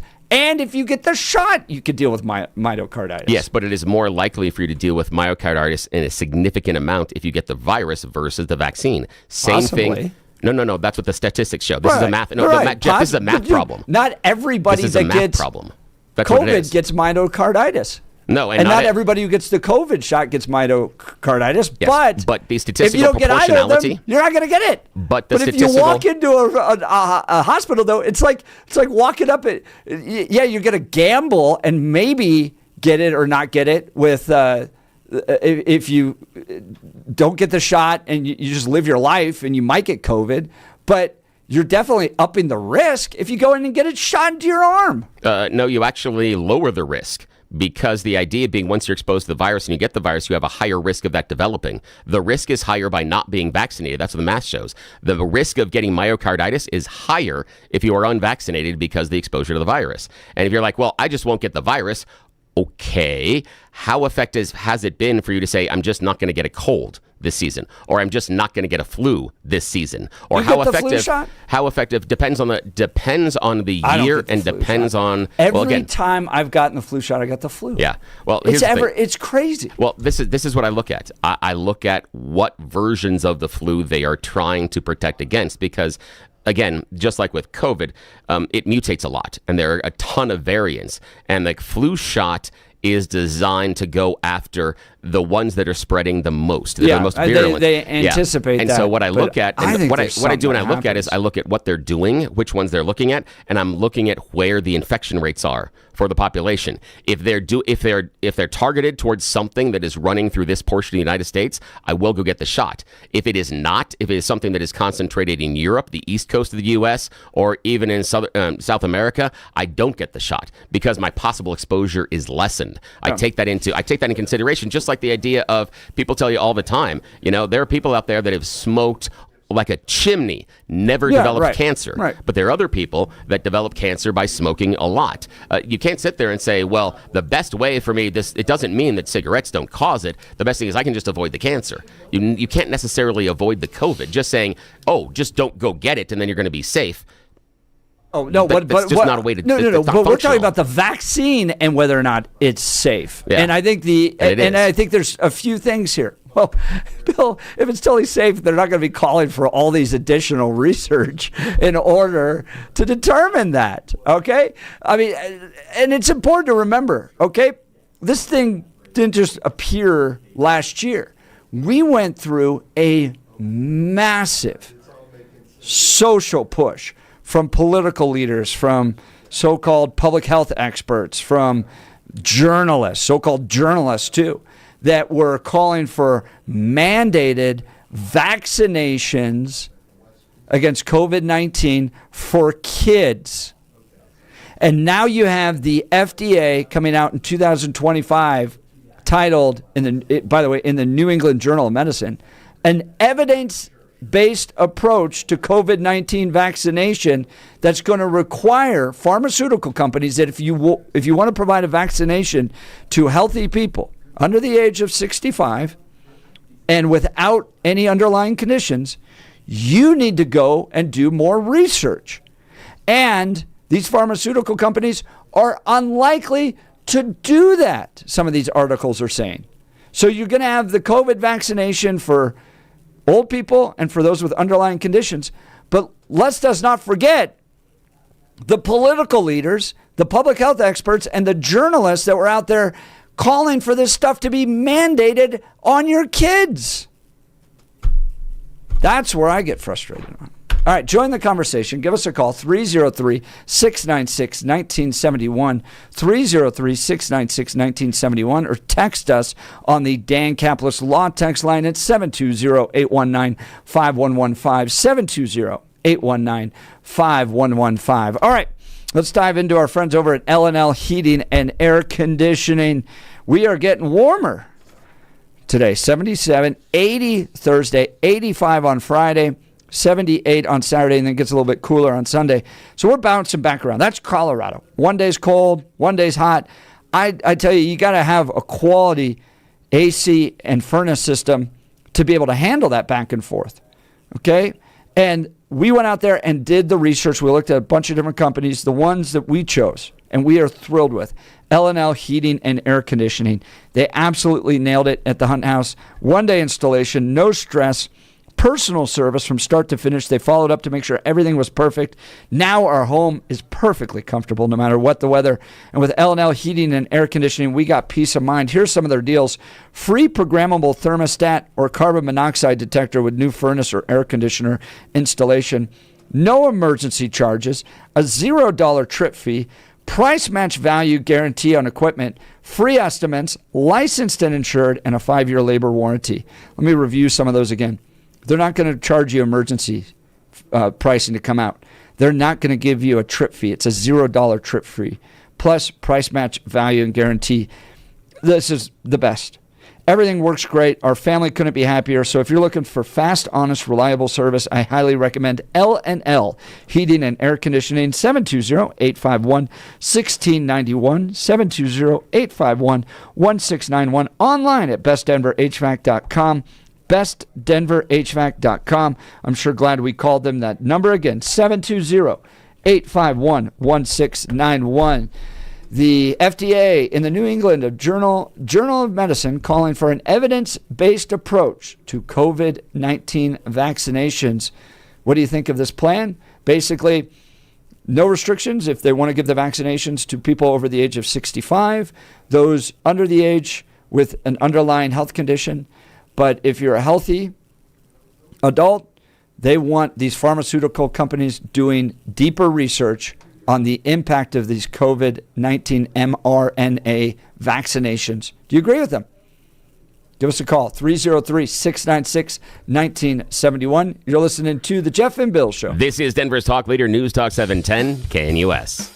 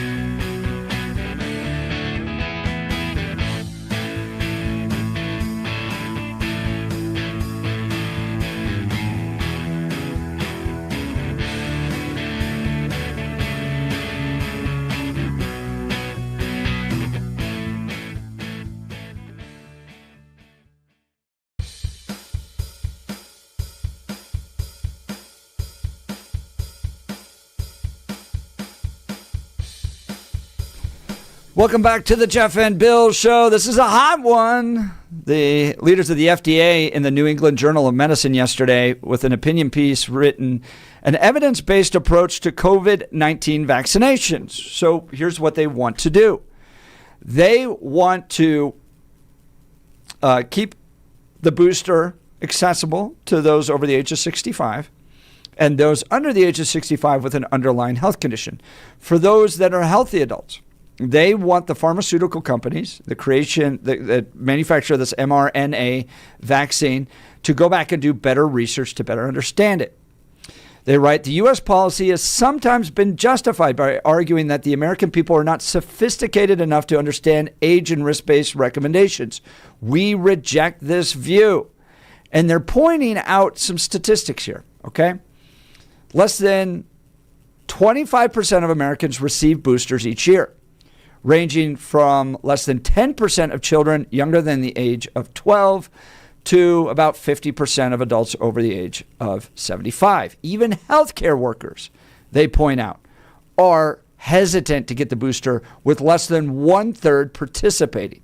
Like, that should send a very strong signal, right? That there's either they don't believe COVID is a threat anymore, or they have concerns about the vaccinations. But they point out as well that there's a growing reluctance in vaccinating on even other issues that have been proven, as they point out, to be trustworthy, like the MMR vaccination. And so it's affecting other vaccinations. They want to try to get this under control. What do you think of it? Let's go to the phone lines. Jeff, Aurora. Good morning, Jeff. You're on with Jeff and Bill. Morning. Morning. Yeah, I'd say I dealt with a lot of people when COVID first came out. I interacted with 1,000 people every week. Nobody got the vaccine that I dealt with. Nobody got sick for over almost 2 years. And then remember you had the death counter up in the corner of the TV. That went away as soon as Biden became president, right? And more people died with the vaccine when the year the vaccine came out than with no vaccine. So that's one point I wanted to make. What's that point, though, mean, Jeff? What are you drawing the conclusion on that, Jeff? What is it? Well, is it just that the vaccine that we built and there was more infection rate at that point? You seem to be drawing a conclusion. What are you drawing a conclusion there? The conclusion is no vaccine, less people died. With the vaccine, more people died. But that doesn't hold any logic at all, especially given the fact that we know from real-time statistics that when we were looking at people that were in the emergency room that were having negative health consequences, the larger statistical portion of those were people that were unvaccinated. Even though they were a smaller percentage of the population, they made up an outsized number of those people who were being treated with it. Well, then the vaccine came out, so they lied to us. The vaccine will stop the spread. That was a lie. It stopped the transmission. That was a lie. If you get the vaccine, you won't get COVID. That was a lie. That's incorrect. I'm sorry, Jeff. That's incorrect. That's a misunderstanding. No, it's not. Jeff, that is your personal misunderstanding of science. No, hey, that's Jeff, what they said. What did he say that wasn't hang on. repeated by Fauci and others? Here's the ideas. No, they didn't tell you that you weren't going to get the virus. It would always help you fight it. That is always how a vaccine works. It's going to lessen the effects, right? Yeah, but it did not stop the spread. Jeff, hang on. No vaccine is a magic shield that prevents you from getting the illness. Every single vaccine, every single one, teaches your body how to fight the illness. Not a single one of them sits there and says, well, now you can't. It comes up to your body and bounces off like you're Superman. Not a single virus does that. But that's simply a misunderstanding of science. We had a vast misunderstanding of science in this country. Continue. The efficacy rate they told us was incorrect. They said it had a 90% efficacy rate or whatever. That was a lie. So, I mean, Jeff, to your point, there's a lot of mistrust right now towards the medical community, and it comes precisely from the medical community who got this one wrong in many ways. Or the American public that got it wrong. Just right there, Jeff had a misunderstanding about how a vaccine works. That's a misunderstanding. There are large swaths of Americans who misunderstand this. They were talking all about how if you got this, you were going to reduce the spread of it and the efficacy of it. And they were wrong on many of that. You had to get so many boosters. You had to get, I think it was Dana Carvey that was laughing. You had to get 4 boosters just before you got back to the car. No, I understand that. Yeah, tongue in cheek, but we know that's why. That's because the virus mutates. That's what the virus is supposed to do. No, it's not because the virus mutates. Yes. It's because the vaccine's not effective. Why isn't the vaccine effective? Because it's a bad vaccine. No, because the virus mutates. That's why you get a different flu shot every year. Yes. No, this is a different one. It's a different virus, and it's a different vaccination. No. The reason you got the booster is because of the mutations in the virus. Period. No. Okay. You have to get boosters because the vaccine's not effective. Not effective against the new version of the virus. No, against its existing. No, new version. Bill, yes. You're wrong on this. No, Jeff, I am 110% correct on this one. I'm sorry, but I'm 110% correct on this one. Let me give you an example. Yes. I have a friend. He has every run of the gamut. He's had 1 shot. Wife's had 1 shot. Son has no shot. Daughter has every shot. She's got every shot, every booster. The son's never had COVID. The daughter's had COVID 7 times. Okay. What are their vectors and their controls? And what I mean by that is what's their exposure? Who are they involved with? No. Never got the shot. No, but Jeff, hang on. No, Jeff, here's the idea. If you never get the shot and you're in a smaller community and don't have a lot of personal contact with people, you may never get COVID. But if you're in a larger population and maybe work in a school, your exposure is larger. So what are the vectors involved? Yeah, what are the vectors? The sister sitting right next to me has it. What are the vectors involved? In the example you gave, what are the vectors involved? Where's the exposure? What's the exposure? Exposure to the sister. Exposure to the kid going to school. I don't understand your point. But the thing for me is it looks like the sister had more exposure than the son that got it. And do we know that the son never got it? And here's the reason why. Jeff. We know that COVID doesn't always present as something that requires you to go to the hospital. Sometimes it presents merely as a runny nose. And this is why. When you look at the lions out on the savannah, not every one of them is a stone cold killer. Some are better than others. The same thing exists with virus. Yep. Some viruses are better and going to be more damaging to your system than others. Some are very, very mild. That is part of the mutation system that is built into the evolution of the virus. So you can get COVID and have a very mild case, and it can seem like a runny nose or a sore throat, and it can move on. And so, but that person may assume without any other proof, I've never got COVID. That could be incorrect because they got a mild version. Just because you didn't end up in the hospital doesn't mean you didn't get the virus. It's just how it works, man. Also, Science. You said that hospitals were overrun and all this. I had multiple healthcare workers at different hospitals in the Denver metro area that said they were not overrun with COVID patients. So I don't know where you got your. That was for. Did you watch any of it? Did you watch any of the news coverage? I remember in New York, people leaning outside. Some of the news coverage I saw was staged. So they have all these people in the there hallway. It is staged. Okay, so that's what it is, Jeff. There we got to the core of it. You believe it was a setup. You believe it's a false flag. You believe it was a false flag, and all those people that were in the hospital were just paid actors. All of them. Okay, where did all the people go? It's not actor, it's the person waiting for Jeff, we have a million people that were in America prior to 2019, and we don't have them now. Where are they? Okay, but here you want to go there? Let's go to Africa. How many people died in Africa? Jeff, I'm asking you directly. You said it was staged. Where did all those people that were pretending to die in the hospitals, where did those names go? Where'd they go? Where are those people? Or were they fake names? But they have a previous history. We can track them beforehand. So where are they? Because, Jeff, to be fair, Jeff, you sounding like Alex Jones, claiming that the school shooting didn't exist, that all these people are paid actors. That's what you sound like, man. I want to bring it back. I want to bring it back to the actual FDA letter that took place yesterday. Okay? And Jeff, Aurora, I appreciate the call. Thanks so much. Jeff's line will be open 303-696-1971. The FDA now calling for an evidence-based approach to COVID COVID-19 vaccination. Well, Bill, I will admit, yes, COVID alters and mutates. Okay, and that's part of the reason why you might need a booster.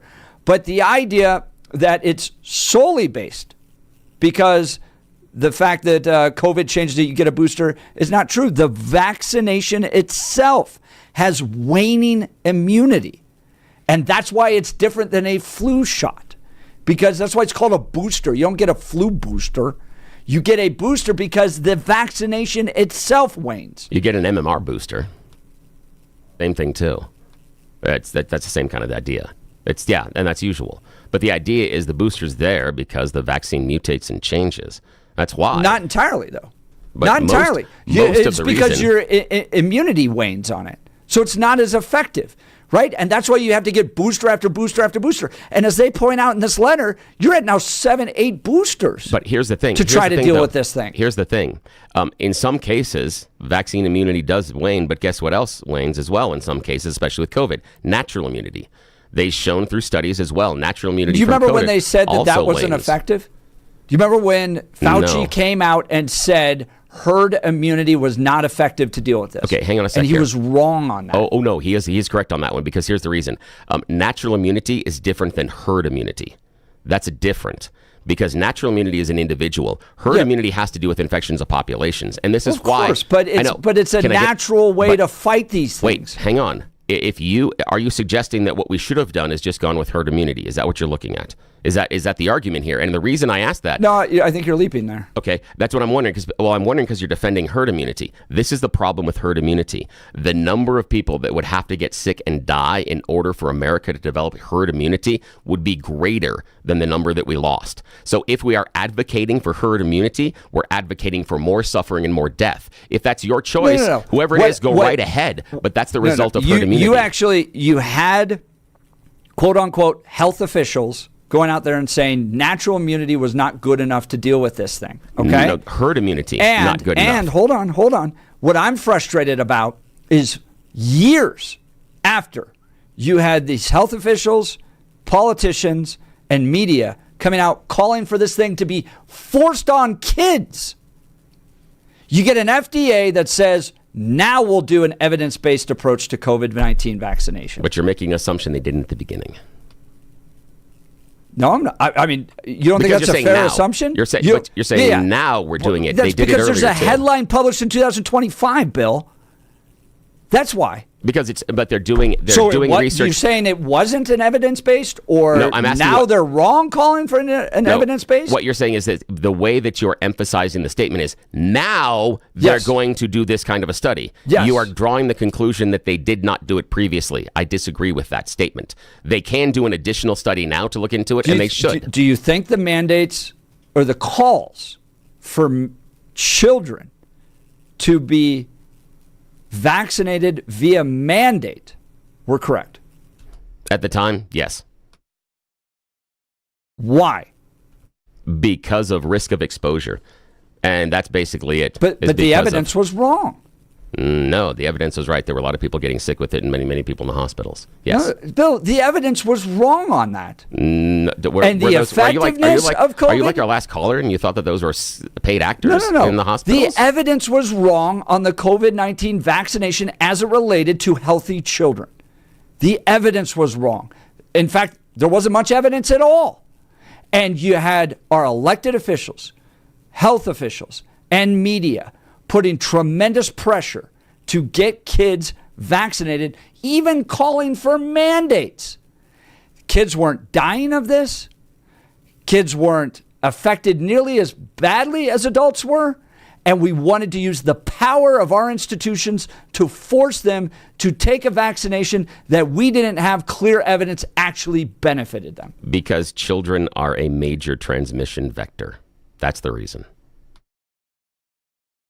And how good is the COVID vaccination at stopping transmission? Not as good as some other vaccines. Right. But correct. Yeah, but it does slow it down. All right. Welcome to the COVID-19 debate on the Jeff and Bill Show. We'll continue. Phone lines are lighting up. Text messages are there. will continue. You're listening to The Jeff and Bill Show. This is Denver's Talk Leader, News Talk 710 KNUS.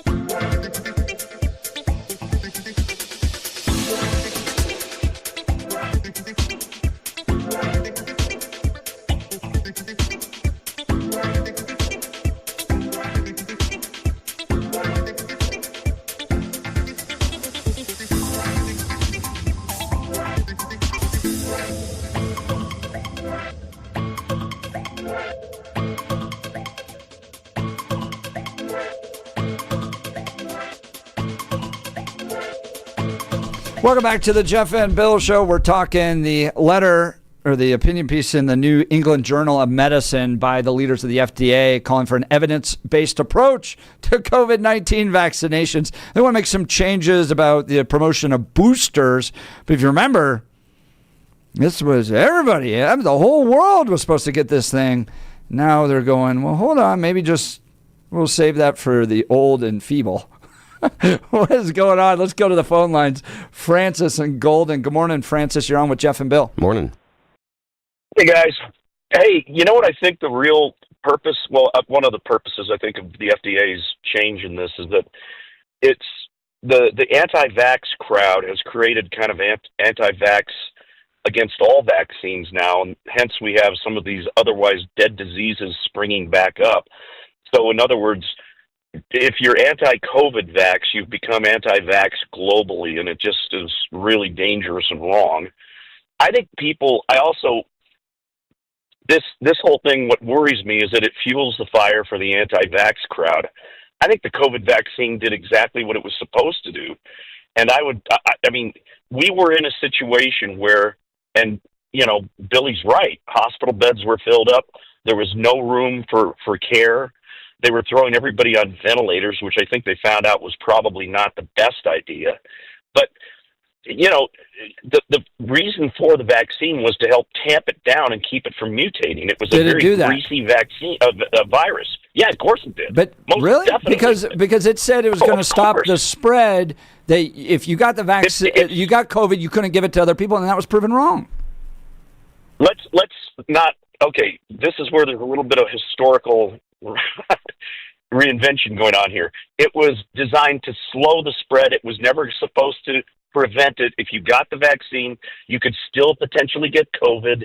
That was always, but it was going to keep the symptoms down. It was never a pure bulletproof. Francis, that's vaccine. Revisionism. I encourage you, go watch some of Joe Biden. Exactly go watch some of Joe out. Biden's. No. Go watch some of Joe Biden's statements. We don't have the audio here today, but he was saying you're not going to get COVID if you get this. You're not going to spread COVID if you get this. Those were fundamentally wrong. And I don't disagree with you that it probably lessens the severity of it. And I've gotten COVID. It's a terrible thing. It's not something that I think you just dismiss and mess around with. But again, go back to what they were saying, and maybe you and I can revisit this again because we're up against a break here. But and also, I can't go back on Joe Biden's statement as truthful in any regard. And Francis, they were forcing this upon children. That's what really bothers me, and a lot of push by our government leaders to get this on kids. Hey, now they want to do evidence-based. So we're going to pivot here. Too. Just Bill and I will just continue the debate. You're listening to Jeff and Bill. KNUS.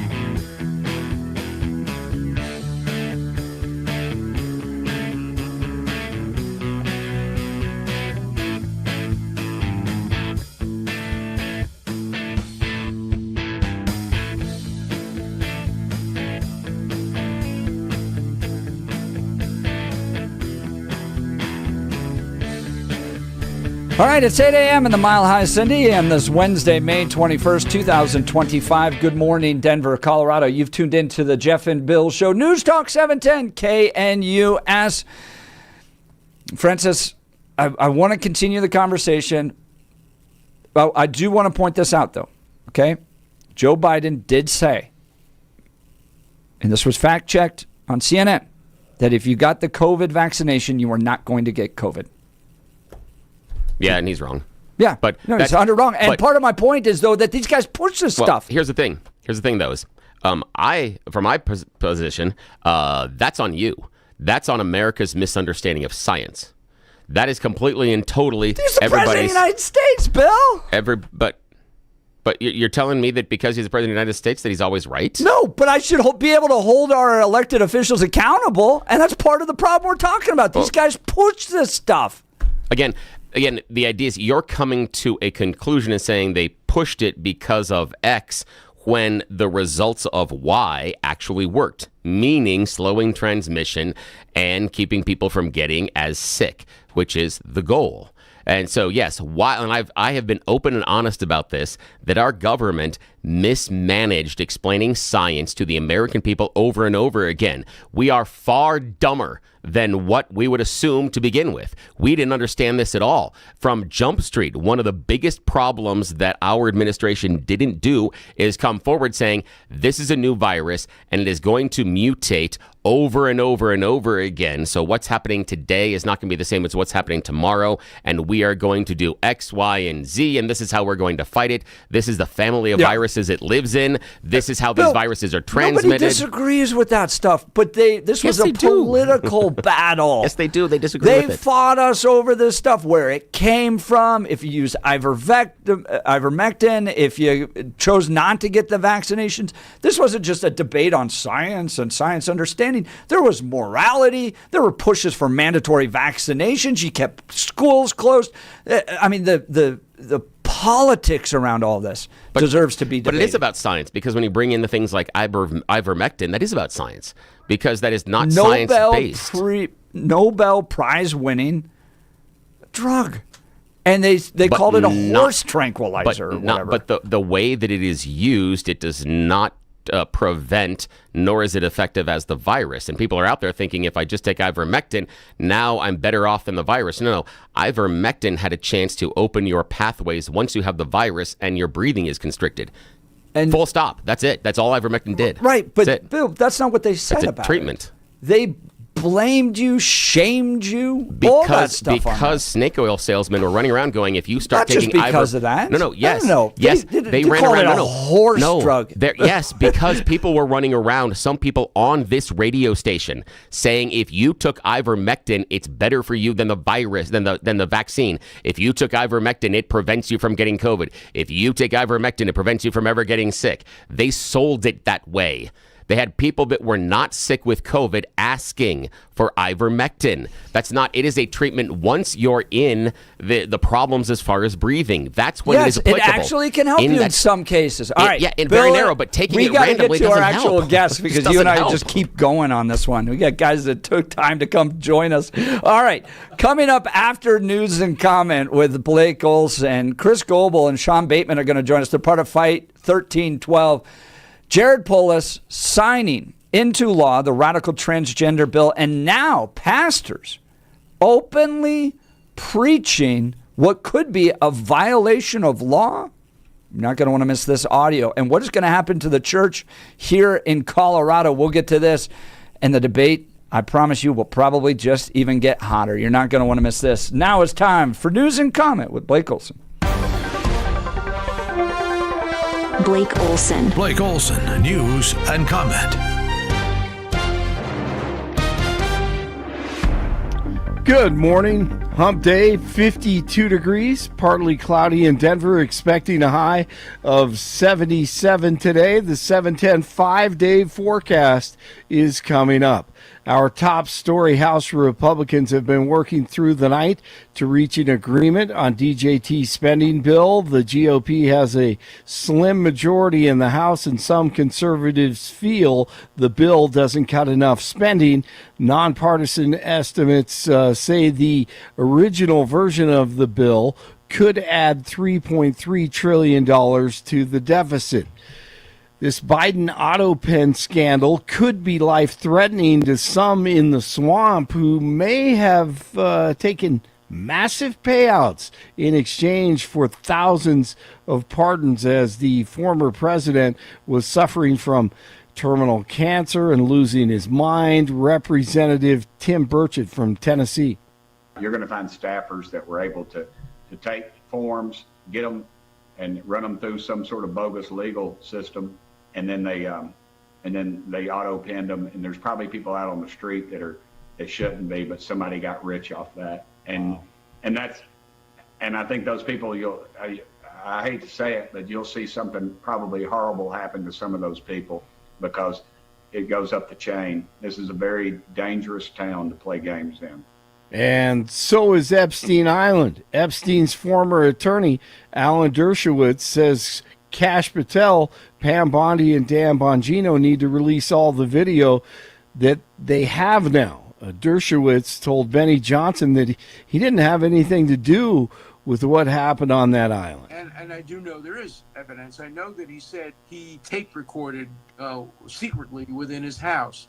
And I'm hoping, my wife and I stayed in one of his bedrooms upstairs in his house before he was ever charged with any crime. And I'm hoping there are tape recordings of everything that took place in these bedrooms and everywhere else, because they would prove that I never did anything wrong. Look, let's be clear. I've never touched another woman other than my wife since the day I met Jeffrey Epstein, and all the accusations were false, and they were proved false. And the woman admitted that he may have confused me with somebody else. Heck of a confusion, and put my life through some terrible turmoil, and cost me $5 million in legal fees to defend myself. Home Depot says it does not expect to raise prices because of DJT's global tariffs. On an earnings call Tuesday, a company executive said that we don't see broad-based price increases for our customers at all going forward. Colorado immigration activist Jeanette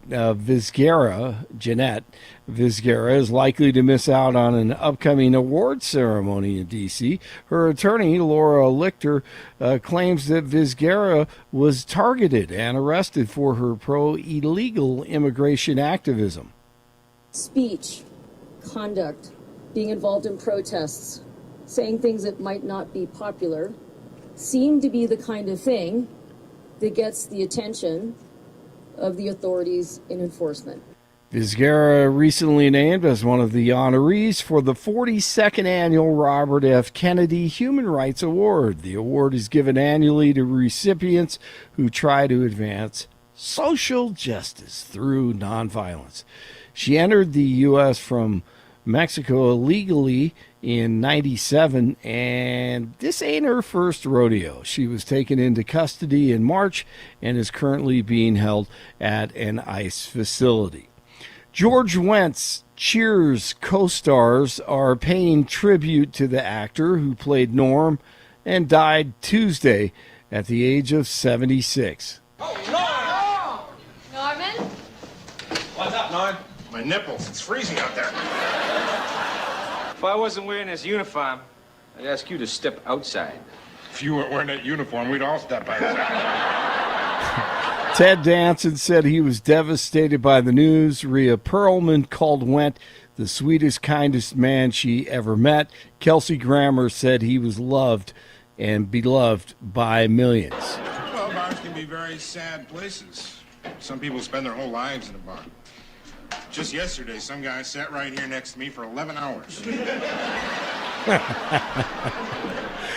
All right, Oklahoma City blows out Minnesota 114-88 in Game 1 of the NBA Western Conference Finals. 49 in Littleton, 50 in Erie, 52 in Denver. Jeff and Billy continue Blake Olson, News Talk 710 KNUS. The KNUS forecast is a beautiful one this Wednesday for the Denver metro area. We're going to be looking at near to slightly above average temperatures today, and then especially so for your Thursday into Friday. Mid and upper 70s today, upper 70s and low 80s Thursday, low to mid 80s Friday and Saturday. Sunny to mostly sunny and dry today through Friday, lows near 50, increasing shower and storm chances this Memorial Day weekend. Weather sponsored by Colorado's Best Roofing, reminding you to protect your home from the harsh Colorado weather and schedule your free, no-obligation roof inspection today at roofingcolorado.com. That's roofingcolorado.com. I'm meteorologist Mark Huer in the 710 KNUS Weather Center.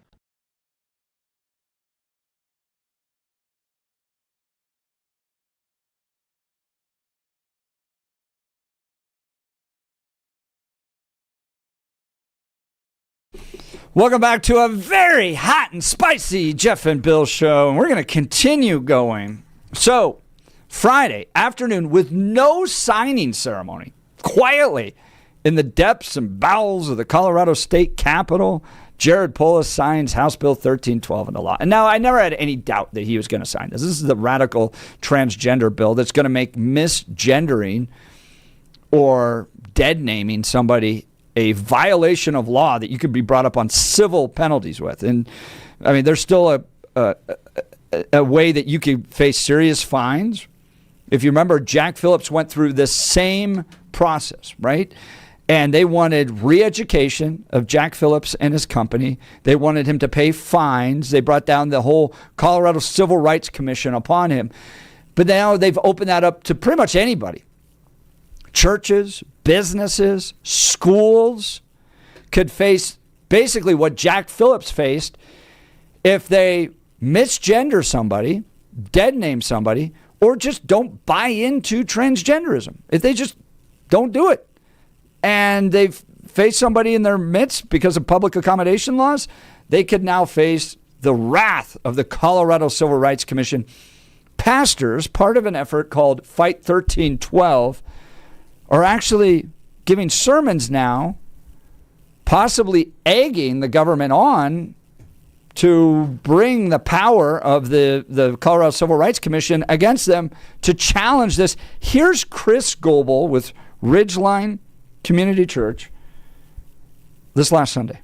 We will continue to truthfully, boldly, and clearly apply the powerful truth of God's Word to every nook and cranny of existence. We will be faithfully obedient, come what may. I will not comply with any aspect of this abomination of a law in any way, shape, or form. Because I love God, I love His truth, and I love my neighbors, and I love my people.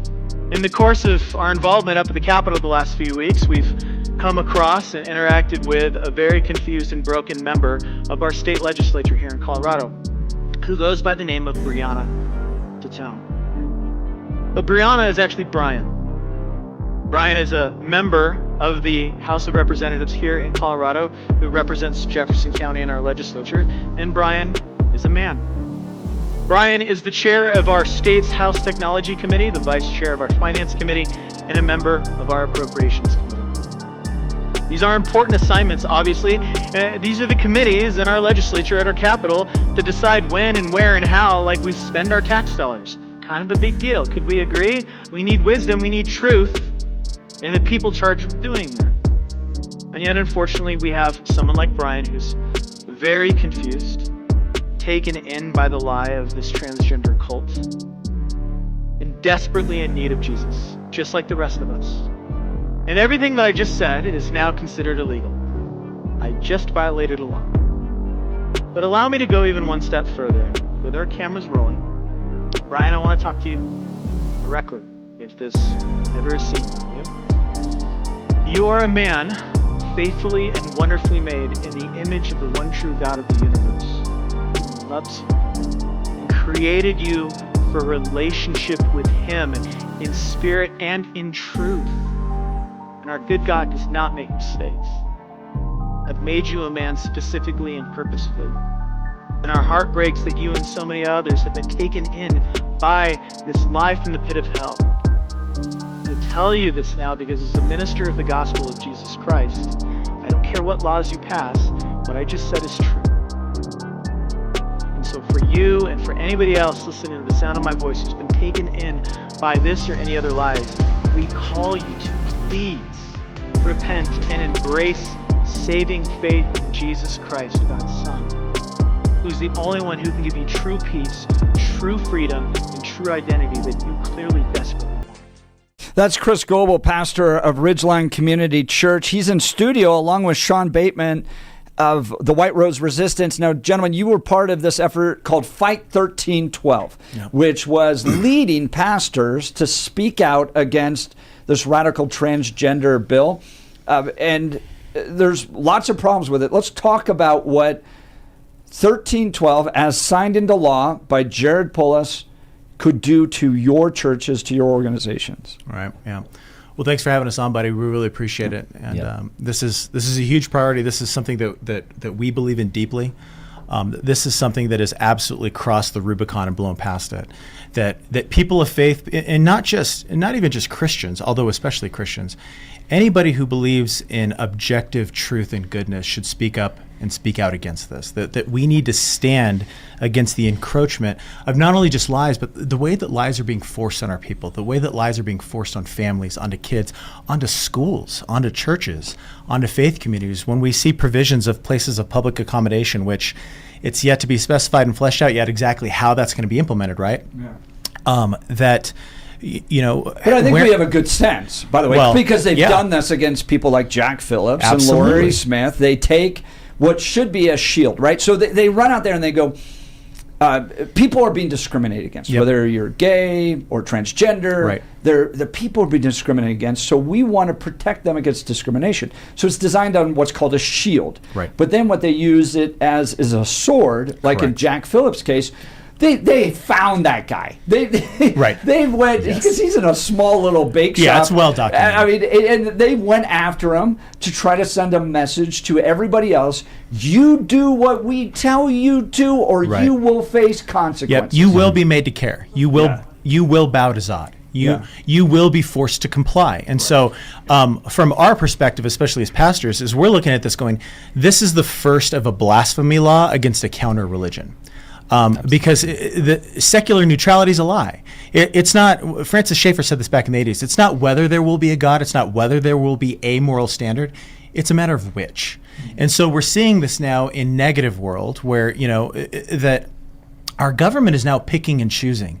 And they're picking on the side of a lie and saying faith communities, schools, there had even been a section in the bill, it had been stripped, but saying that, hey, parents in custody battles, if you don't comply with this, if you don't compel your conscience in the way that we define for you, we're going to pick and choose sides against you, maybe in child custody courts. And so thankfully that provision was stripped, but who knows how they're going to implement this, and I don't trust it at all. Well, and that's one of the things is this was stripped, the specifically the parental rights section of it. But as we've already seen in Colorado, we've had custody battles where they've been using other laws that don't necessarily explicitly say, we can take your kid from you, but in custody battles, courts have already been saying, hey, you don't affirm your 12-year-old who's a boy is actually a girl, so you don't get any rights to this child. Right. So this law is very vague. There's a lot of people that will say, oh, well, it doesn't actually say this. Oh, well, it doesn't give provisions for how to attack faith organizations or things like this. But we've already seen them coming after people with a lot of laws that were way less specific than this one, and it just sets a precedent with an open-ended, basically you can come after anybody you want, and the courts will use this as precedent to charge them. It's really the vague, nebulous aspect of this law and its language that concerns me the most, because now it's being left up to the interpretation, and it's the interpretation of the people who pushed and passed this law. Well, and you saw them down at the state capitol in the room. You saw who these people are. There's an anti-Christian bias. I mean, guys, 1,100%. You can't ignore this anymore. No. I posted this yesterday. Okay, Colorado at one point was the center place of the evangelical universe. You had all these major we were Dobson universe. Land. Exactly. Yeah. Dobson Land. Okay. In the late 90s, early 2000s, you had a direct takeover by Tim Gill, Pat Stryker, Jared Polis, and others. But they were primarily motivated, and I've talked to people that helped orchestrate this, by LGBTQ issues. Okay, Correct. That was their motivation. Correct. Right. So they put in hundreds of millions of dollars to turn the state. Right. Okay, but look at where we are now. So analyze what's happened in our history and the current laws that are being produced. So with this LGBTQ takeover, you've had numerous Supreme Court cases that have been based purely on the conflict between LGBTQ and Christianity. Jack Phillips, a decade of multiple lawsuits. 303 Creative. Now, Childs v. Salazar. This is a Supreme Court case that's going to be heard this fall about whether or not these conversion therapy bans are compelled speech. Then you have other cases that are working their way up through the courts. Darren Patterson, Christian Academy versus Roy. Now you have Idra Haji versus Roy. Now you have House Bill 1312, okay? Colorado has become the most hostile state in America to Christianity because of the LGBTQ takeover that took place under Gill, Stryker, and Pullis. Chris Goble, you're a pastor in this state. Lawsuit. Are you egging the state to sue you by that sermon that you preached on Sunday? Egging? No. Yeah. But putting a line in the sand and just being very clear. That was my intent. That was my heart for Sunday morning. Was that for far too long, we got here because for far too long, people of faith, Christians, pastors, faith leaders, my peers and predecessors in pulpits all across Colorado sat back and took the neutral lie of, well, we're just going to be nice. And the 11th commandment is thou shalt not offend. And if we do offend, then we're unloving. And so it's all these language games. And so, Jeff, what you just cited, going back to the 90s, even back to the Amendment 2 fight back in the early 90s, that the slippery slope of human depravity is undefeated. And if people of faith, if people who know the truth, who love the truth, who want to see the truth set other people free, if we don't stand, if we don't draw a line and say, you shall not pass, you will not go any further than this, then that slippery slope is going to continue to drag our state off a cliff. And as a pastor, as a minister of a gospel who loves God and loves my neighbors, I can't stand back in quiet acquiescence and allow that to happen, to continue to slide down the slope. And watch my people suffer, watch my families and my children in our schools suffer. Like, I am a minister of the gospel, and I am mandated to proclaim truth, come what may. And that is that hate? That's what they would say. No. You are preaching hate. You are leading to the discrimination of gay and trans people. Your response to going back to the 90s when you and I were growing up, we saw these language games there, that political correctness was redefining words, and words have power. And so now disagreement, opposition is now hate, right? Speaking the truth is now hateful. Well, in Proverbs 8, God says very clearly, Proverbs 8:13, that loving God means hating and standing opposed to lies. And so as Christians, as a minister of the gospel, as a pastor, as an under shepherd of my flock in Castle Rock, I have to be able to tell my people, guys, this is a lie. It's a dangerous lie. This is where it comes from. This is what it's trying to do to you. And I'm telling you this because I love you. No different than when our kids were growing up and we said, hey guys, don't touch the hot stove. Well, if my kids wanted to touch the hot stove and I told them no, am I a hateful parent? No, I'm a loving parent. Because just because we feel something doesn't mean it's true. And if we give into that and these language games and this emotional manipulation, then we're complicit in it. That's Chris Goble. He's a pastor along with Sean Bateman. They were part of the Fight 1312 organization that confronted this radical transgender bill. Now, one of the issues you guys dealt with was, where were the mega churches? Right? You guys, you lead a small congregation down in Colorado Springs, but there are big churches, and there's still big influences here in Colorado. But they have just allowed Colorado to go down this path, maybe issued some statements here or there. We don't agree with it. Strongly worded letter. Strongly worded letters. Can I speak to your manager? Can you talk to me about that frustration, but more importantly, the change you're seeing among younger pastors that are going, we need to do something different than just send a strongly worded letter? Yeah, I love a lot of those men, a lot of those people. I myself came from a staff of a large Denver area church previously to my current position down in Castle Rock. And unfortunately, they have taken and chosen the position of, we're going to be neutral. Their elder boards, whatever the case, they voted, we're going to be neutral because we don't want to hurt people's feelings. We don't, some of the excuses we heard was, hey, we just want to focus on the gospel. And our response to that is simply well, the gospel is the totalizing redemption of all things by the blood of Jesus Christ. And so if your gospel has artificial boundaries where we're allowing the culture to dictate when, where, and how we apply the gospel, then that is not a powerful gospel. Then what we're saying is that we're relegated our gospel only to the Priscilla Shire prayer closet, that our gospel cannot be applied in all of life. And when we make that mistake, that's how we end up with things like Colorado going from Dobson land to now the most pagan and anti-Christian state in the entire union. It's because we stay silent and we buy the lie that to be silent is to be nice and to be nice is to be loving. And Jesus didn't call us to be doormats. Jesus called us to stand, and we see this in the Old Testament prophets, we see this in the apostles, that come what may, regardless of laws and cultural pressure, we have to proclaim the truth, and we have to proclaim it over every nook and cranny of life, because Jesus died to redeem everything. Yeah. Well, and even if you were just centrally focused on the proclamation of the gospel, like Camp Idrahaji. Sure. Look what happened to your organization, right? Absolutely. Camp Idrahaji is not running lobbyists. They're not creating PACs. They're not involved in politics, right? They're simply trying to educate young people to become followers of Jesus Christ. Absolutely. And the state came for them. What's that old saying about the Soviet gulag or the Nazis, death camp? right? Yeah, right. First they came for the Unionists. I wasn't a Unionist. I didn't say anything, and so on and so forth. Well, Idrahaji was minding their own business. Yeah. Right? Jack Phillips was minding his own business. And so what we're trying to get through to these churches that grew up in the Bill Hybels, Rick Warren, just be nice, wear skinny jeans, have barnwood and lattes in the lobby, and like everything will be fine. Guys, they're going to come for you. Yeah. And you can either stand now when we have a chance to fight, or the fight is going to be even messier and harder downstream if you don't. Yeah. Yeah, I think one of the other really important things, like you were talking about, a lot of these churches will be all, we need to just preach the gospel. We need to, just focus on, the church. We're all about spiritual things and all of this.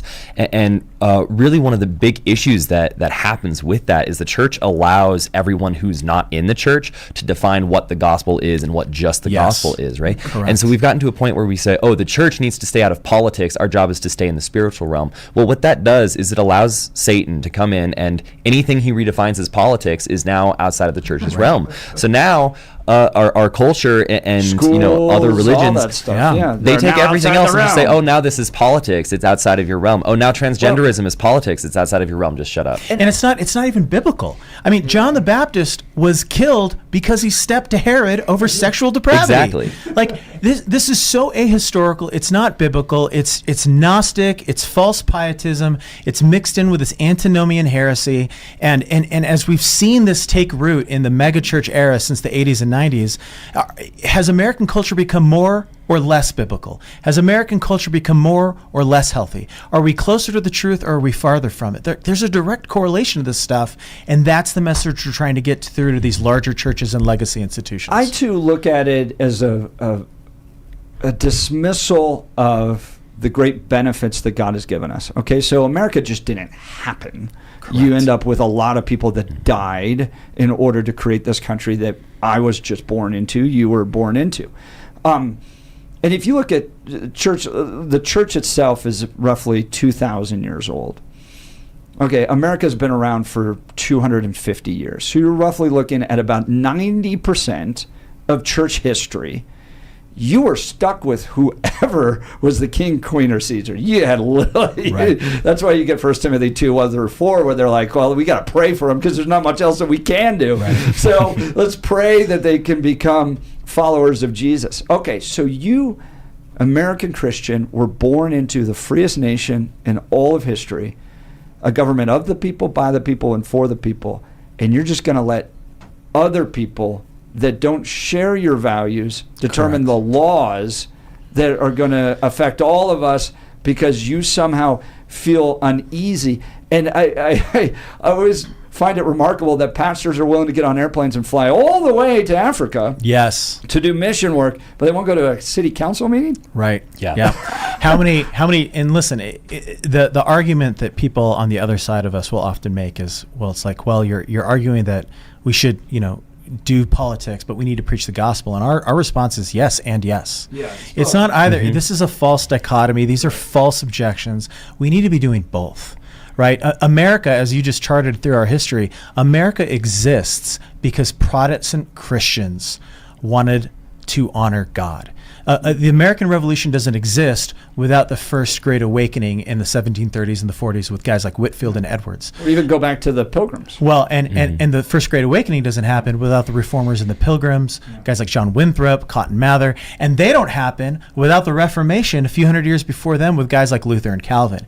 And so we are living downstream of faithful men who stood and said, the gospel of Jesus Christ applies to every minute and every molecule of existence, and we are going to apply that faithfully everywhere, including politics, including the civic sphere, right? And what we see in the Old Testament is that anytime God wanted to punish people, he sent wicked and evil and heinous rulers. And so there's a little bit of a both and there, where we have a responsibility to apply this stuff faithfully. And if we who know the truth and love the truth don't speak the truth into every aspect, like Sean was saying, that we let the world define that for us, then we're being disobedient before the Lord. That's Chris Goble along with Sean Bateman. They're part of the Fight 1312 coalition that was combating the radical transgender bill that Jared Polis signed into law on Friday, and now publicly preaching against it, even to the point where they could be brought before the Colorado Civil Rights Commission because of some of their words. We'll continue this conversation. I want to tell you about our good friends at Mountain High Appliance and their clearance center in Denver here. Look, they have this wonderful clearance center, huge selection of ranges, refrigerators, washers, dryers, and more. You can save up to 60% on open box, scratch, and dent display models and overstocked appliances. They're just overstocked from Bosch, Thermador, KitchenAid, and many more. 60%. Why not take your wife down there? Take her out to lunch this weekend. Take her to the clearance center. Here's the address, 601 East 64th Avenue in Denver. 601 East 64th Avenue in Denver. When you're looking for great deals on appliance, think Mountain High Appliance Clearance Center for the best prices and selection. We'll continue. You're listening to The Jeff and Bill Show. This is Denver's Talk Leader, News Talk 710 KNUS.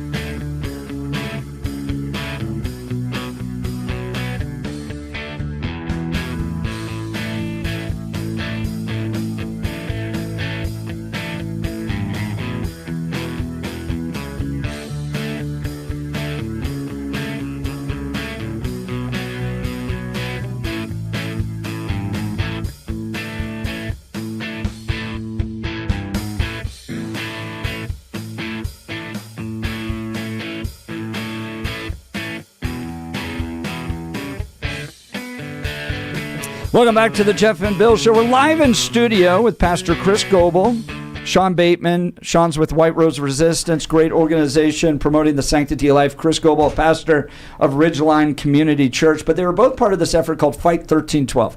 Now, Jared Polis signs this radical transgender bill into law on Friday. No signing ceremony, no press. And that Sunday, pastors start saying that Breonna Tattone, who is Colorado's first transgender lawmaker, is a man. And I'm going to ask you first, Chris. You did that in a sermon on Sunday. Yeah. Are you being mean? Are you bullying Breonna Tattone by saying from your pulpit that Breonna, the first transgender lawmaker here in Colorado, is a man? You know, when teachers at my kids' school correct them, they're not being mean. They're not being unloving. You know, when our kids who played soccer together this past year, when they're out doing something mistakenly on the field and they're corrected by their coaches aren't being mean. They aren't being loving. When we as pastors rebuke and exhort and correct our people, we're not being mean. We're being the exact opposite. We're being loving. We are telling you the truth. We're trying to tell you the true story of reality. We're trying to tell you the true story of the God who loves you. We're trying to tell you the true story of who you are and what you're for. Because we love you and because we love the truth. And that just because people want to reframe things, it doesn't mean that it's true. And so what I'll often say, you know, to people that I interact with is like, I'm not misgendering you. You've misgendered you. I just refuse to play along because lying is unloving. And so again, even just that framing and those fundamental assumptions are something that we as Christians need to reclaim and recognize them for what they are, which is in a manipulation where we're playing word games and we're flipping things on their and heads. you're trying to send a message to the state here. So, Correct. So Breonna Tattone is not just you're not just randomly going through picking transgender people and misgendering, and put that in quotes, from the pulpit. Yeah. You're sending a message to the state because Correct. the state is now trying to force you with all their power to abide by their worldview. Do you think other pastors should be doing this? Absolutely, we should. This era of cowardly Christianity, especially here in Colorado, must end now. And that's the impetus for our Fight 1312 group, for the dozen of us who have been a part of this, is that we are sick and tired of watching pastors give ground, surrender ground, like it's the Normandy invasion. Now it's the Nazis invading us, and we're just stepping back and giving them precious holy ground. And so pastors need to boldly and clearly proclaim the truth. And what we've experienced and heard over and over again, we've had hundreds and hundreds of wonderful messages in the 6 weeks that we've been doing this. People all over Colorado going, thank you. Like, we have been dying for this. Like, you guys are water and oasis. We are desperate for people just to have the spines to say things that are true and say them clearly. We're getting a text message here. I'd love for you to respond to it. Are you saying that God doesn't love Breonna Tattone? Absolutely not. As a matter of fact, in the audio that you played, I made that abundantly clear, the opposite of what that texter clear said many, many, many times. Well, the gospel itself, and people forget this, is naturally and designed to be offensive. Correct. Yeah. Right? Yeah. And you have to, as a Christian, come to terms with that because we want to be comfortable in the way we live our lives. And the gospel comes in and says, it is you. You're the reason why there's a separation between you and God. You have got to fix it. By the way, you can't. Ergo, there's a Savior that came in to do that on your behalf. But if you thought or grew up thinking that Christianity is just some form of felt Jesus, happy stories, right, you've missed it. Because Jesus talks about this too, that the world will hate you. You. I mean, they took the only perfect man who's ever lived, and we crucified him from a tree in such a heinous and painful way that we literally had to invent a new word to describe it. Excruciating. And so if they did that to the Savior who came to die for us, if they did that to God incarnate, what do we expect they're going to do to us who keep speaking truth in a world that continues to want to shove the Overton window further and further away from the truth of God? Yeah. And so we have to stand come what may. And we as under shepherds need to recover our prophetic voices. We need to reclaim our spines of steel, and we need to stand. That's Chris Goble. He's a pastor of Ridgeline Community Church along with Sean Bateman. They help organize Fight 1312. So you got these pastors. You got a lot of news, especially from the liberal blogs, Reddit. They're all about you guys these days. So we're flattered, guys. Thank you so much. We appreciate the SEO boost. Where do you go from here? Because I think the left understands exactly what they're doing. These are smart people. Jack Phillips was a 10-year battle. And the point being, we're going to send a message to all the other Christian bakers. If you don't do what we tell you to do, here comes a trove of attorneys that are going to bog down your life with all this. And as much as I love Jack, Jack would have appreciated never having to deal with this. Jack was such a passionate follower of Jesus. And if you ever read his biography, you'll understand this guy was never going to give up because God showed up in his Ford Blue Mustang at one point, like showed up. And so he's never going to bend a knee. So, but Jack wasn't looking for this fight, and he had to spend a decade doing it. So the left knows what they're doing. They know that in this case, you're going to think twice about whether or not you're going to call Breonna Tattone a man or a woman, whether or not, like with Camp Idra Haji, maybe just this one guy, just let him into the girls' bathroom. It's not going to be that. Just bake the cake, slippery Jack, slope, all that stuff. Yeah. But my point being, they know that this is going to silence some, that those that are willing to fight are going to spend a decade in court.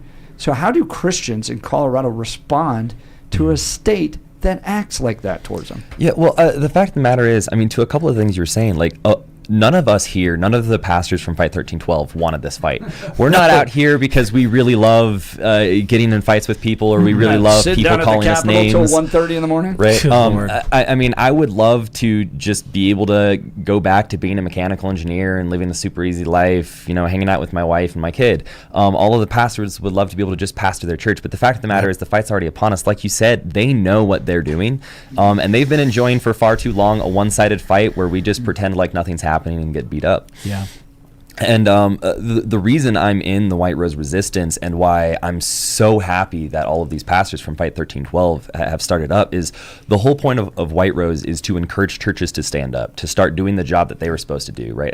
I don't want this job. I don't want you to pay me a bunch of money to be another 501c3 doing nothing.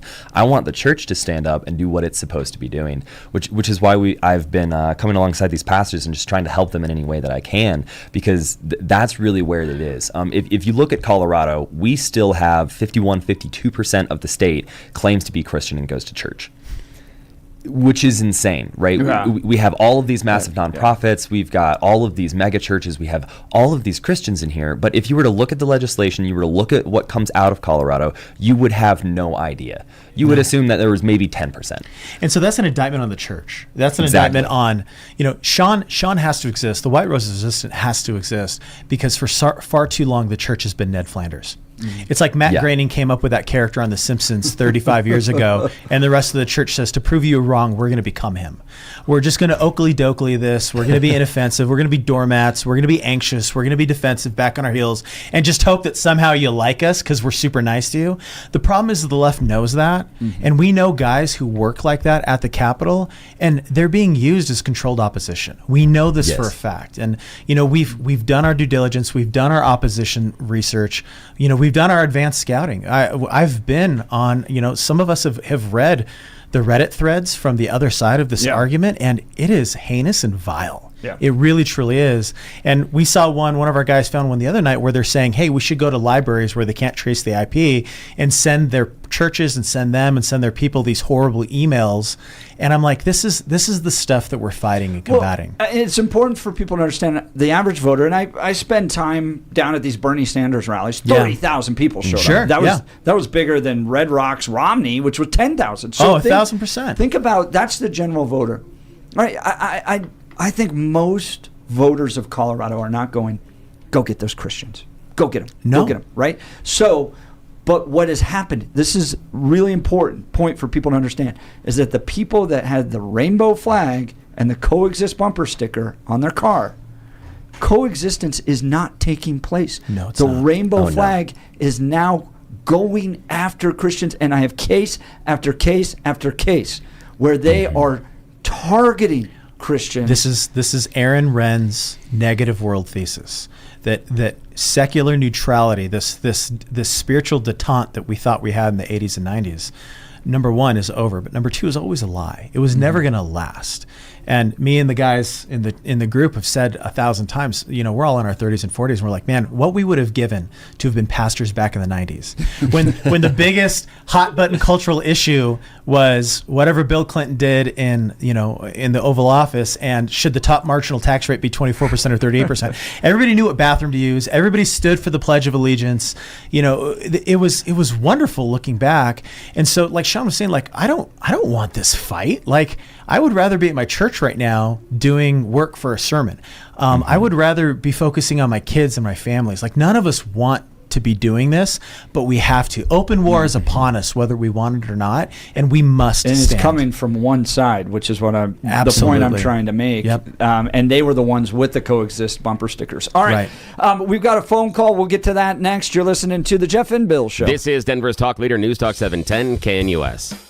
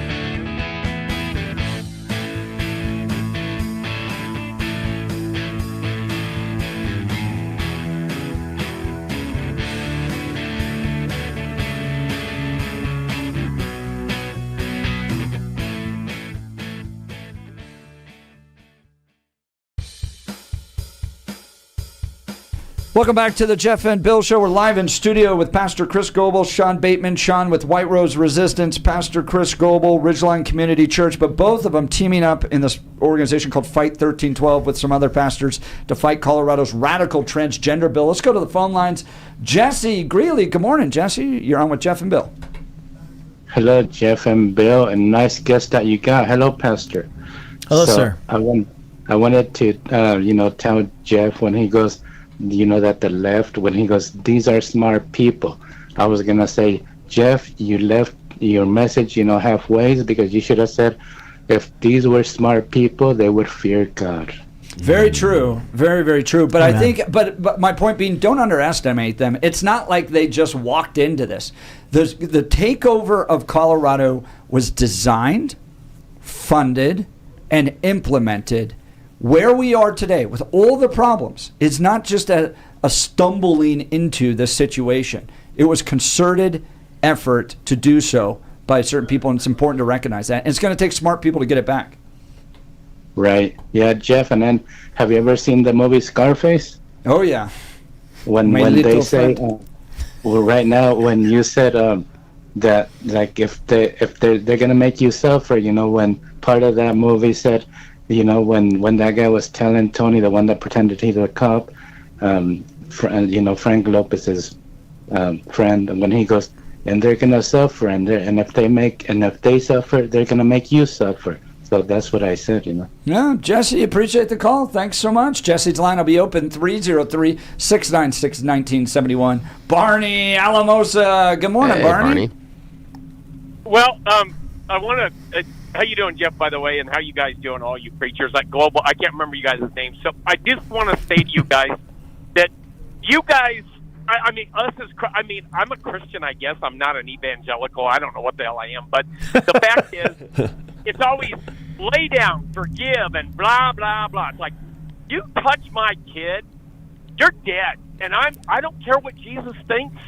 It's over with. And I'm not going to... Christians have laid down. They lay down all the time. But going to the transgender thing, you don't even have to get biblical.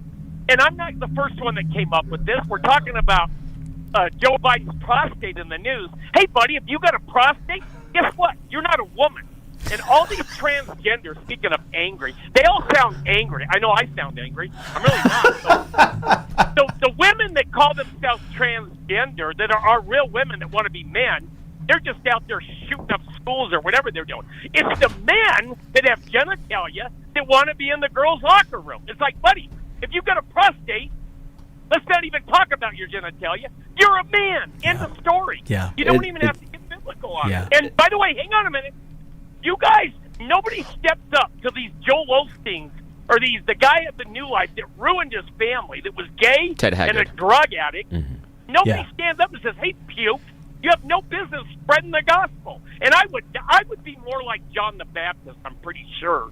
So Love it. It probably wouldn't work out this day. You guys, this is a long time coming. You got a long ways to go. But you know what? Polis and your attorney general, they can stuff it. There's no way this is going to hold up. No way. And by the way, if you have male genitalia, I don't care. You've got hair on your arms and a beard. You're a dude. And I don't care what the transgender, Garrett, Polis, whatever the hell they are, want to say about it. But anyway, I like listening Barney, to you guys, you didn't disappoint. You never do. We love you on the show. Getting straight to the facts. That's Barney from Alamosa. He's traveling around. He's a truck driver. Appreciate your call. Gentlemen, thank you. We're at the end of the show here, or the end of this hour. We'll continue in the next hour with Frank McNulty. But, guys, thank you for coming. Appreciate it. Very much You're listening to Jeff and Bill. KNUS.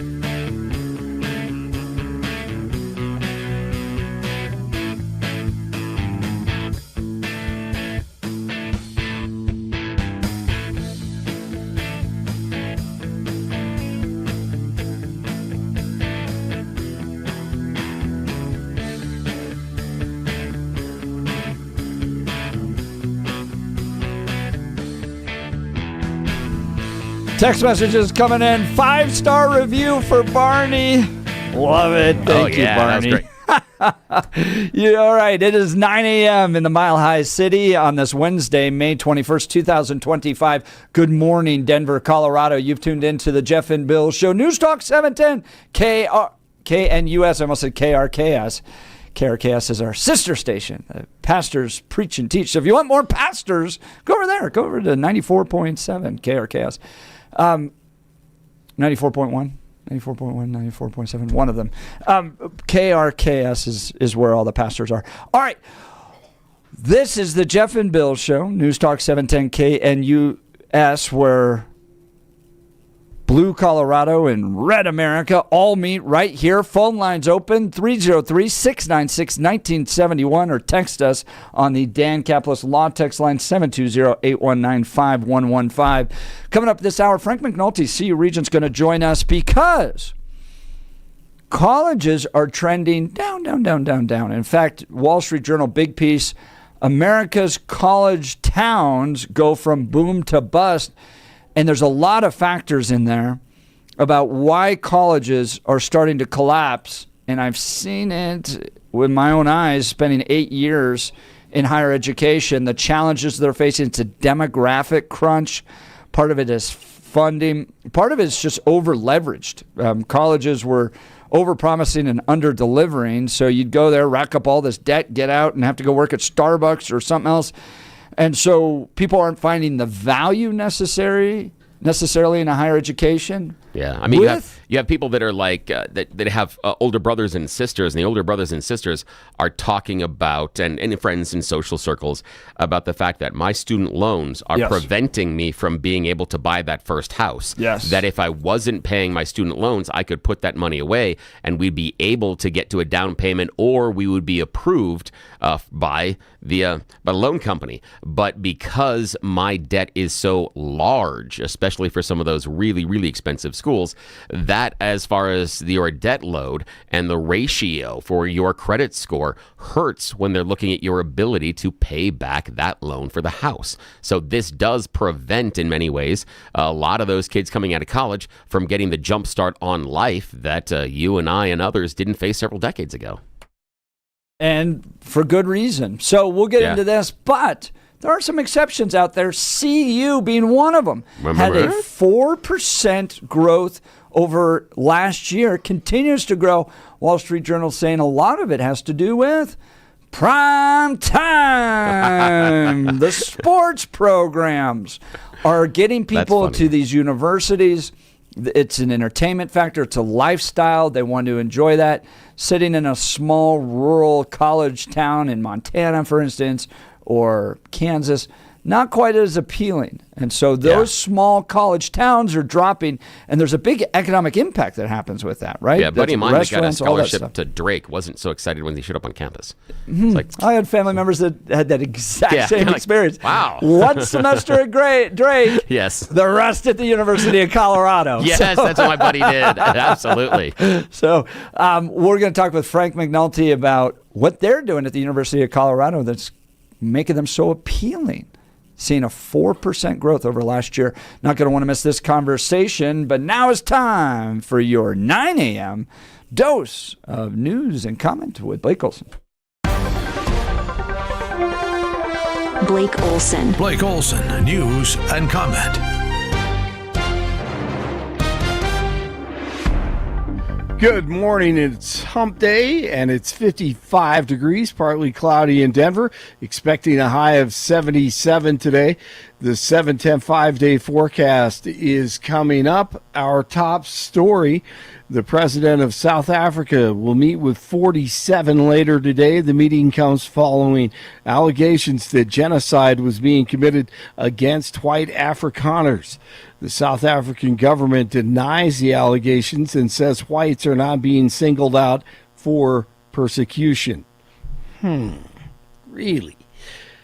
House Republicans working around the clock as they try to push through President Trump's budget priorities. The spending bill must first make it through the Rules Committee, which started meeting around 1 in the morning. President Trump met with House Republicans Tuesday, of course, in an effort to shore up support for the bill. Border Czar Tom Homan says they need the big, beautiful bill to pass. This isn't a state emergency. We've got TDA. We're taking them down. We'll take MS-13. We have a lot of work to do. We got to remove every public safety threat, national security threat from this country, and that's what makes this an emergency. We need the money to do that. ICE is making a lot of arrests, more than Biden, nowhere near what we need. We need more resources to do that. J.D. Vance this morning calls out the rogue communist judges. You cannot have a country where the American people keep on electing immigration enforcement, and the courts tell the American people they're not allowed to have what they voted for, and that's where we are right now. We're going to keep working it through the immigration court process, through the Supreme Court as much as possible. The Sean Combs, yes, I know, Diddy trial continues. He did. Yes, he did. Over and over and on tape. Now we know. Yes, we thank know. You Yes. thank you for bringing that to my attention. That is wonderful, Billy. Yes, he did. Continues, and former President Obama's name dropped by one of the victims of Diddy. Yes. And Obama was at freak-offs, says a rapper. Former FBI Director James Foney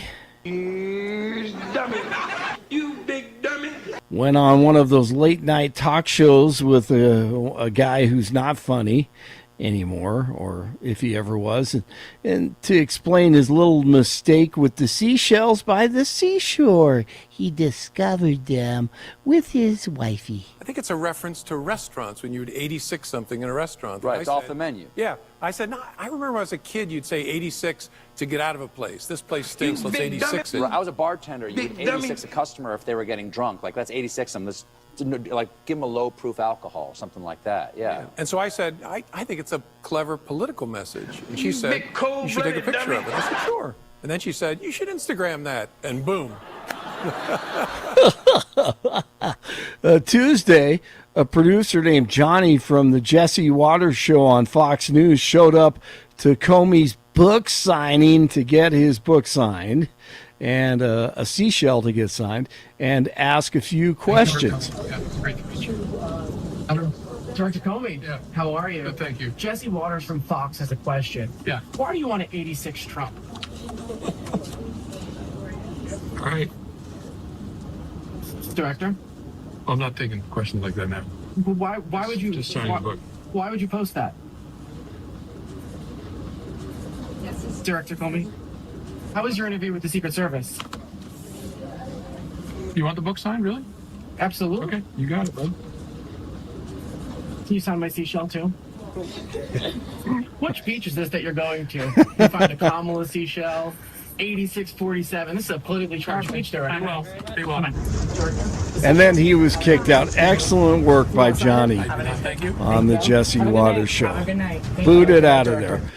Oh, that was terrific. The Biden auto pen scandal could be life-threatening to some in the swamp who may have taken massive payouts in exchange for pardons, as the former president was suffering from cancer and losing his mind. Representative Tim Burchett from Tennessee. You're going to find staffers that were able to take forms, get them, and run them through some sort of bogus legal system, and then they auto-penned them. And there's probably people out on the street that shouldn't be, but somebody got rich off that. And I think those people, I hate to say it, but you'll see something probably horrible happen to some of those people because it goes up the chain. This is a very dangerous town to play games in. That was on Benny Johnson.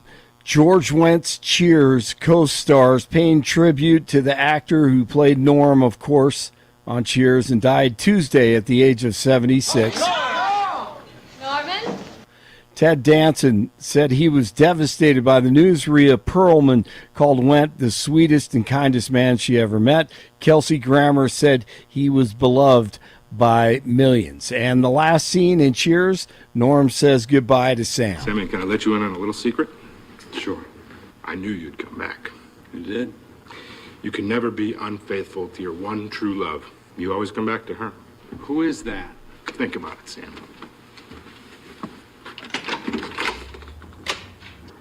And then he walks out of cheers. Classic. 51 in Highlands Ranch, 53 in Brighton, 55 in Denver. Jeff and Billy continue. What's up, Nard? My nipples. It's freezing out there.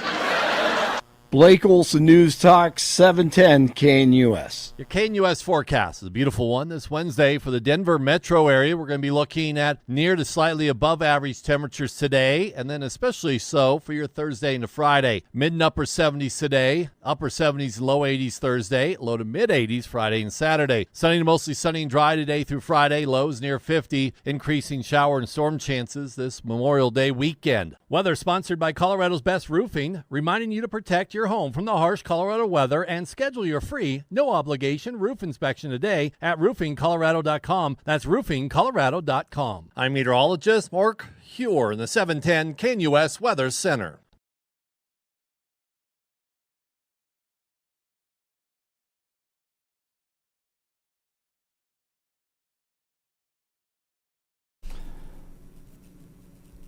All right, Wall Street Journal with an interesting piece exposing the economic fallout in America's college towns. Once thriving hubs, these towns are now crumbling as public universities face plummeting enrollment and financial woes.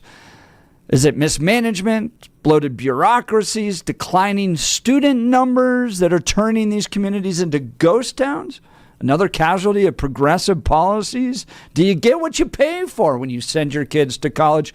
Well, while some universities are declining, others are actually increasing. University of Colorado, for instance, a 4% increase last year. Seems to be doing quite well. What do they attribute this success to? Well, joining us is a regent with the University of Colorado, good friend of the program, great leader here in the community, Frank McNulty. Thank you, Frank, for taking time to join us. Yeah, thank you. Norm! Yes, Norm. But that's got to be the best line there, Blake, at the end, talking about the how cold. Yeah. I think that was one of the best final episodes in the history of television. Oh, easily. Much better than that stupid thing that happened at the end of Lost. Just saying. Yeah. That was ridiculous. or Seinfeld. Seinfeld was bad, yeah, too. that was a letdown. Morning, fellas. Morning. Oh, you seem to be doing quite well up there at the University of Colorado, considering a lot of the trends that are going on in higher education. What are you guys doing right? Yeah, I think a couple of things. I think first, we've stayed out of the nonsense that's happened on other college campuses. So when you see what happens at Columbia or NYU or Harvard, that type of stuff isn't happening. Or UCLA for another large public institution. That type of stuff isn't happening at the University of Colorado, and that is very purposeful on the part of the leadership, from the regents to the president to our chancellors, that we're just not going to put up with that nonsense. Another thing is it's a fun place to be. A lot of excitement on campus. Great research on the quantum side has attracted a lot of talent and students interested in that. And I give a great deal of credit to the resurrection of the football program. We all know in collegiate circles that a strong football program brings the community together, students together, brings our donors and boosters and alumni together. And so a lot of positive things are happening at Boulder. And I think but another thing is we fight hard and we push hard to ensure that CU is providing a forum for many different ideas. And I think that's really one of the benefits of having a popularly elected board of directors for a public flagship university system, is that we come from a space where free speech and the free exchange of ideas is important, and that's relayed to our president and to our chancellors and even to the students who attend the University of Colorado. But we fully expect another increase this year. Boulder is about at capacity for the incoming class. There's not a whole lot of room to grow there. So we're growing transfers and we're working on retention. And fortunately, both of those things have paid off. So we're seeing, not only are we seeing more students attend the University of Colorado, particularly Boulder, but we're seeing more students stick around. And I think that's a really big deal because I benefited from my time at CU, and once these kids start their college career, we really want to work hard to see them finish. That's Frank McNulty. He's a regent with the University of Colorado. And Frank, I think a lot of it comes down to value. A lot of parents and students as well looked at the university systems of heading to college and going, well, I'm not sure the value is there like it used to be. I'm going to be riddled with debt coming out of this, and then I'll probably have to start my career at the bottom and work my way up. And I probably shouldn't be one talking a lot about value. My degree was in philosophy, which I remember, Frank, like I still remember sitting in my room coming to terms with the fact that 2 weeks from now, I was no longer in school, had no job prospects, and a degree in philosophy, right? So tell me about how you guys maintain the value of the degree at the University of Colorado when so many others are looking at that going, I'm not sure it's worth the money. Yeah. So we are required by state law to admit half of our incoming students as resident students, and resident tuition is still affordable. And the fact that at CU Boulder we have the 4-year guarantee, I think matters a lot there too. So the tuition that you pay your freshman year, that's carried through your senior year. So you graduate in 4 years, your tuition doesn't increase. And I think that's helped us on retention, but it's also helped us be attractive on the value side because students, families know what they're getting into.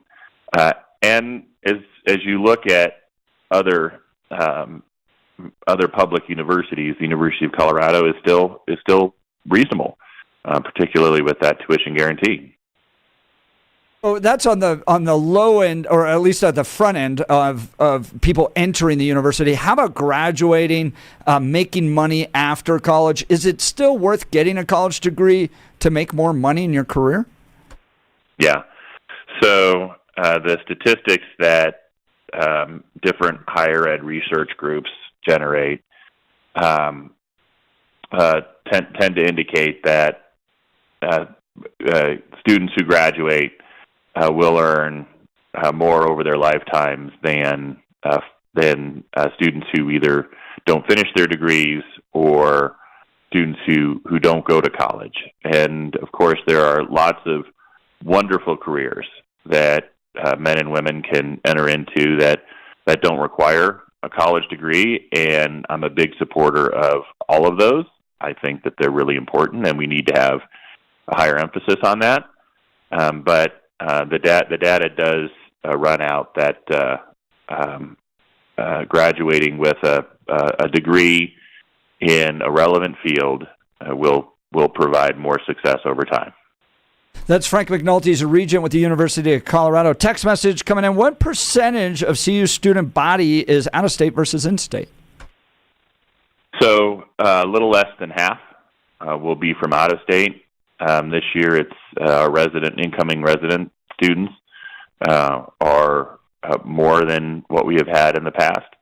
But it usually breaks down on that line. Somewhere in that area with a small factor difference. We're talking about a Wall Street Journal article, America's college towns going boom to bust, and how a lot of them are collapsing, all the economic impacts, restaurants closing, all those types of things. I want to ask you about the economic impact of the University of Colorado to Boulder.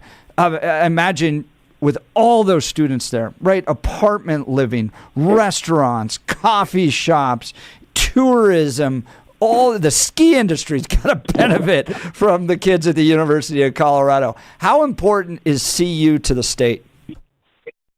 Well, the University of Colorado is a $6 billion organization. And so when we look at the impact of that, Boulder wouldn't be Boulder. without the University of Colorado. And we have a great working relationship with the city. There are times where that's tested, but overall, it is a strong relationship. And when you look at the Anschutz Medical Campus, the economic impact isn't just felt in Aurora or in the Denver metro area, but throughout the state and even nationally because of the research that's being done out there and the amazing breakthroughs that are happening and using old drugs for new purposes and helping to develop new therapies to address diseases. It's really amazing stuff. That's Frank McNulty, Regent at the University of Colorado. Are you guys facing any cuts from the Trump administration? Yeah. It is affecting the University of Colorado, and I think some of these things we need to recognize that what we were doing was not in line with what the university should be doing. Other things, we'll work to help educate our friends in Washington, D.C. on the value of the research that's happening and why it's important for the everyday lives of Coloradans, and because of the work that's being done in Boulder and the Springs, research in Boulder and the Springs really has national and international value. An example that I learned about at Anschutz, which I think you guys will get a kick out of, there's a program that is researching the way that therapies affect women differently than men, because the biology is different, the body chemistry is different, and so there was a concern that program might get swept up in some of this, right? Because it's directed at women. But that type of research, I think, has very real medical value, real value to our society.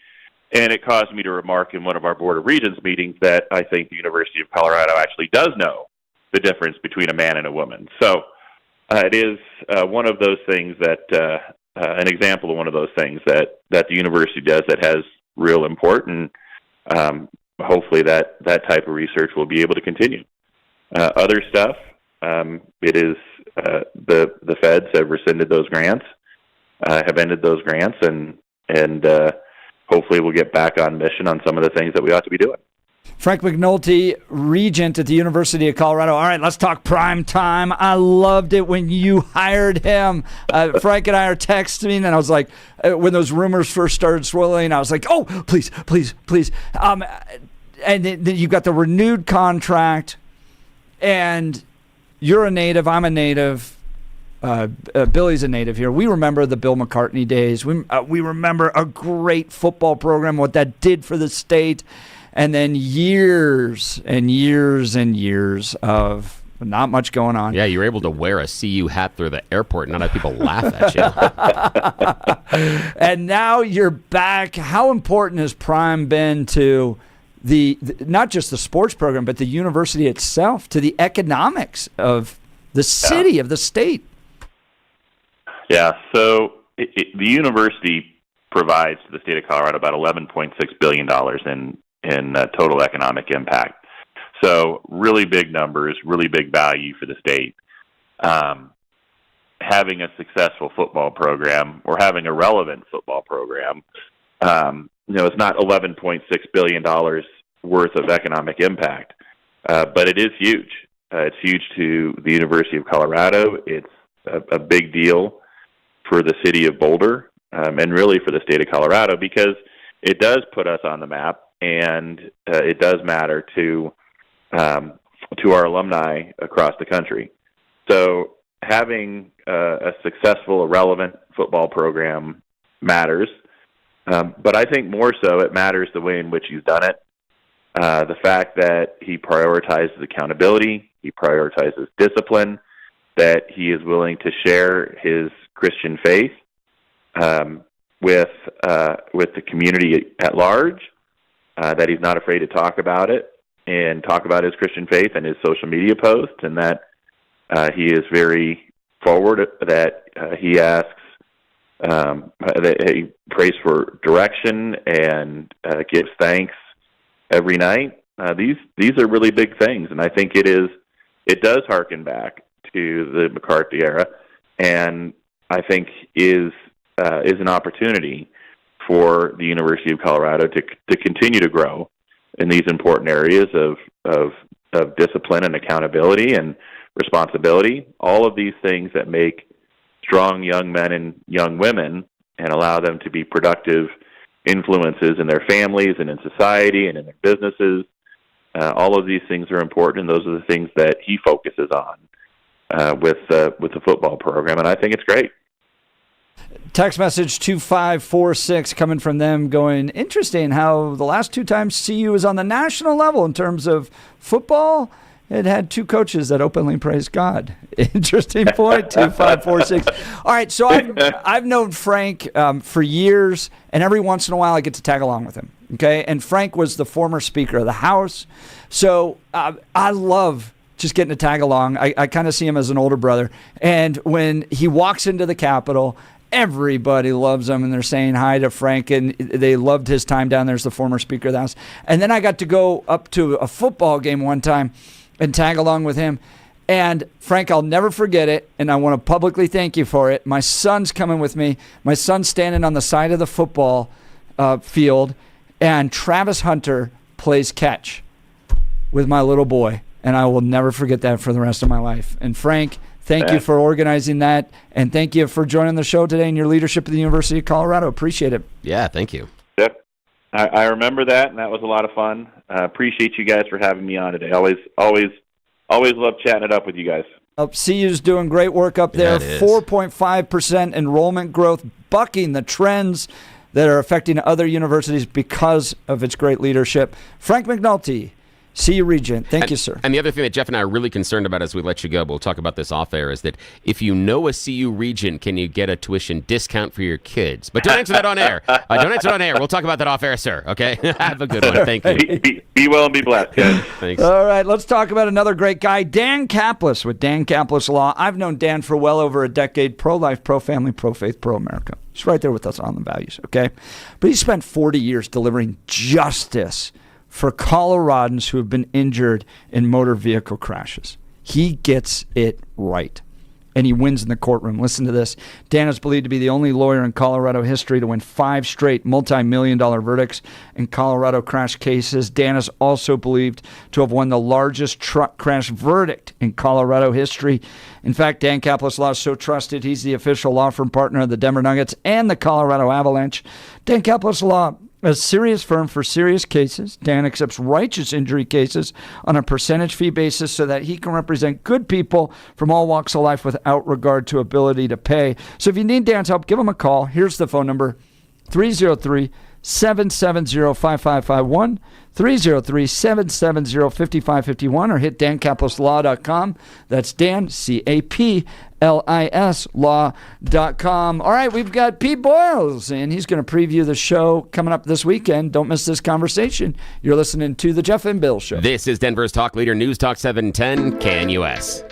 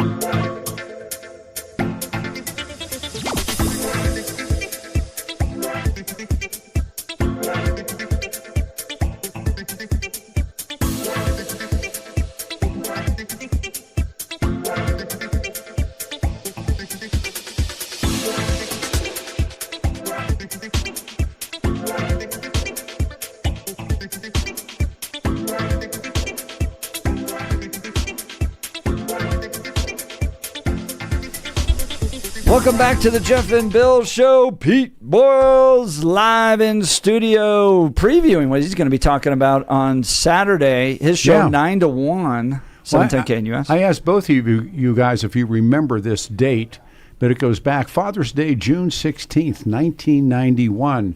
Billy, does it ring a bell? Yeah, definitely. There's a big crime that happened that day. Absolutely. Yeah, United Bank. Father's Day, and somebody gets into the accounting room there, and they murder 4 people inside the bank and get away with, interestingly enough, only $200,000. Most historians believe it was James King, a Denver cop. A cop? A cop. He had been worked in there off duty, came back on Father's Day, went inside, and this is speculation, went inside the bank, murdered 4 people in the bank, took $200,000 in cash and left. And he got away with it. Yeah, there was always speculation because the crime was half too smart. That they knew the setup, they knew where guards were going to be, they knew people in the accounting room. Yeah, and the fact that it was all lower denominational stuff as far as the bills. This is someone that knew way too much. Imagine the police he had several alibis, but his service revolver was a Colt service revolver, and he said that the cylinder was cracked, so he threw it away. Well, no. I mean, you talk to Mark, talk to any old retired cop, they do not throw their service revolver. I mean, good, bad, or indifferent, that's your service revolver. You keep it. He had a mustache. The murderer had a mustache. The next day he did not have a mustache. He shaved his off. He claimed he was going to play chess at a chess club, but they couldn't put him together. And I think that chess club might have even been closed, or it wasn't open at the time that he said it was. So that's right. If he was going to go play, he wouldn't have been able to go play there on Father's Day. Yeah, and anyhow, but Norm Early was the prosecutor, if you remember. Yeah, I remember Norm. Yeah, and Robert Pence, the head of the FBI. I mean, everybody in the book, or at least I did, and he got away. But he lived a miserable life. He never came out of the house. His wife shopped. She was a chain smoker. She died of emphysema. He got dementia, died, and they never found the money. No one because he was afraid to. As the story goes, he was. Now maybe he did touch the money, but they were watching him all the time, and allegedly never got near the money. And Walter Garash was his lawyer. The other lawyer was Scott Robinson, if you remember Scotty. Scott Robinson was his. Scott now works Channel 9. You see him on Channel 9. He's their legal guy. That's right. And they got into the bank, and they killed everybody. But then they got 3 people in the bank, and they crouched them down as they got the money, or he crouched them down, and they thought for sure they were going to die. And he didn't kill them; just got up and walked out. But he killed everybody else. Yeah, everybody else. Which, so why? Yeah. And it was just I remember that time that it was too clean. People that didn't know the setup of the bank, that didn't know the security, would have made mistakes. But this robber didn't make the mistakes that someone that didn't have the knowledge would have. They wouldn't have. Yeah, he made all the right turns. He knew the time frame. He knew how to get inside the security. He knew about accounting. He knew where people were watching. He knew everything. So whether or not it was that guy, the person knew way too much. I love a good crime mystery, and I would have been 10 years old when this happened. So there's the book, Deadly Heist. Deadly Heist. Are you going to have a lot of times you have the author on. Is he going to be on? He's going to be on. He's talking about the book. You're always good about that. They advanced the book, and you can see I've kind of shredded it reading it. Oh, so that's like a brand new book out. I've just got it. I just got it on Monday morning. But then a showstopper. Yes. In studio, John Vandermeer for 2 hours. Last Saturday, talk radio, as you men know, has no man its master. Yeah. And it rolls into this whole thing about cars and music and Denver in the 50s and 60s. So I called Vandermeer, and Vandermeer's at a birthday party for one of his great-grandchildren. Oh, wow. And he comes on there, and I said, stop. We could really bad phone signal. So I called him. I talk to John all the time. He's one of my favorite people. Yeah. John's coming in, and he's going to talk about street racing. My pops is going to love that. Oh, yes, it's your dad's era. Yeah, right. And I went to a breakfast on Saturday morning, and all these guys, they're bikers, and they're going, "Oh yeah, we did that." And there was a drive-in called the Scotsman, which I didn't know anything about. Yeah. And now this idiot mayor's changing 16th Street, right? Because that was that's how Vandermeer talked about it. So John Vandermeer, the great storyteller, his dad built the track. Now they've closed the track, but he has such stories and memories of the 50s, the 60s, the 70s, and Vandermeer Speedway. So John, taking time out of his busy schedule, is going to plop in the seat. Well, and it's Memorial Day weekend, so if you're hanging out by the pool, by the way, Saturday's the nicest day, so hang out by the pool, flip on 710 KNUS and listen to this conversation. That is crazy, because there are all sorts of things that we did. Yeah, as riding in the cars as kids. I still remember going cruising with friends, and you had to be in the right car. They had to have the right type of suspension, and you'd go as fast as you could down county line because you could catch air. Yeah, if you did it was right. like a roller coaster. What was your first car? 1982 Datsun pickup truck. What was your first car? Oh, dude, I'm going to tell you, I was getting all the ladies. I am rolling in a great-looking 84 Volvo station wagon. See? I was peeling the women off You know, of me. my pop's got a 57 Chevy with a Corvette engine in it. Vandermeer It's a Bel Air. It's got beautiful. a one-of-a-kind. I want to say something. Yeah, The car was given to his father from GMC and was called a Black Widow, and there was like 10 of them. And it's one of John's great regrets. It was a one-of-a-kind.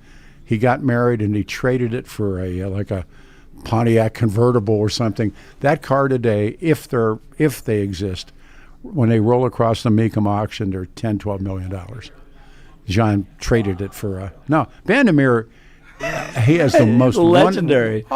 Especially his dad, when his dad builds the track and street racing in Denver, and they raced for titles. They really did. That's Peter Boyles. We've got his show coming up 9 to 1 o'clock this Saturday. We're going to talk about the Father's Day murders. Also going to spend 2 hours with John Vandermeer sharing stories about cars. Had a call off air. A guy asked, could you talk a little bit about the Fabians as well? The Fabian Socialist. Yeah. But maybe not today. But, maybe on the weekend or something else. But they're intriguing. That's where you have to. Are they involved with the crime, or what's the no? connection with Fabians? Remember, Fabian sees both ways. Two heads. Yeah.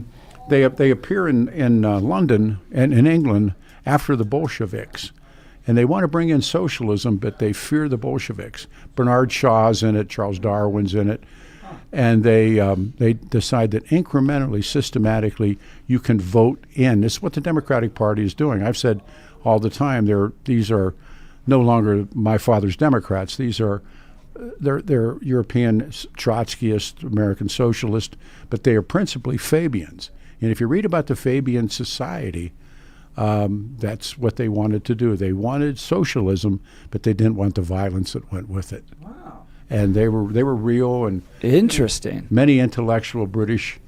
And again, this is after the Bolshevik Revolution. They see the bloodshed, and they want to bring it in. But they're all intellectuals, academicians, the intelligentsia, and they meet in the drawing rooms of London, very smoking jackets, and they plot to bring in socialism. And I think that's happening in this country. That sounds exactly right. But read about the Fabians, and you can. So Peter Boyles this weekend, 9 to 1. Again, the book is Deadly Heist. It's called Deadly Heist: The True Story of the Mile High Bank Massacre. Which was this real. is going to be a good one. Plus John Vandermeer, plus John B. 9 to 1. Yeah. That's going to follow John Caldera from 7 to 9. So the 710 KNUS lineup on Saturday is just fantastic. Thank you for swinging by, Pete. Yeah, thanks, Pete. Thanks, you guys both. Thanks. Good job today, too. Thanks. It's always good to hear that from Pete, because some days I just don't know, Bill. I don't either. I'm like, well, I don't know. Especially because today of me. went. Yeah. We'll have to see. So it's going to be warm this weekend. 77 today, 80 tomorrow, 85 on Friday, 78 on Saturday, and then it cools down Sunday and Monday. So your air conditioner and furnace is going to be bouncing back and forth. And ours busted last summer. We went through the whole rigmarole of researching all these different HVAC companies. I'll give you the very best. We did the research for you. L&L Heating and Air Conditioning. They came in, one-day installation, both air conditioner, furnace, absolutely nailed it. No stress. Personal service from start to finish. Our home is totally comfortable no matter what the weather. And with L&L Heating and Air Conditioning, we got peace of mind. Here are their deals right now. Free programmable thermostat or carbon monoxide detector with new furnace or air conditioner installation. These thermostats are now programmable by your phone. I mean, it's amazing. You can just adjust the heat, AC, all with your phone. No emergency charges, $0 trip fee, $0 trip fee, price match value guarantee on equipment, free estimates, licensed and insured, and a 5-year labor warranty. Everything works great, and our family couldn't be happier. So if you're looking for fast, honest, reliable service, I recommend L&L Heating and Air Conditioning. Here's their phone number, 720-851-1691, 720-851-1691, or online at bestdenverhvac.com, bestdenverhvac.com. That number again, 720-851-1691. We'll continue with the Jeff and Bill Show. Denver's Talk Leader, News Talk 710 KNUS.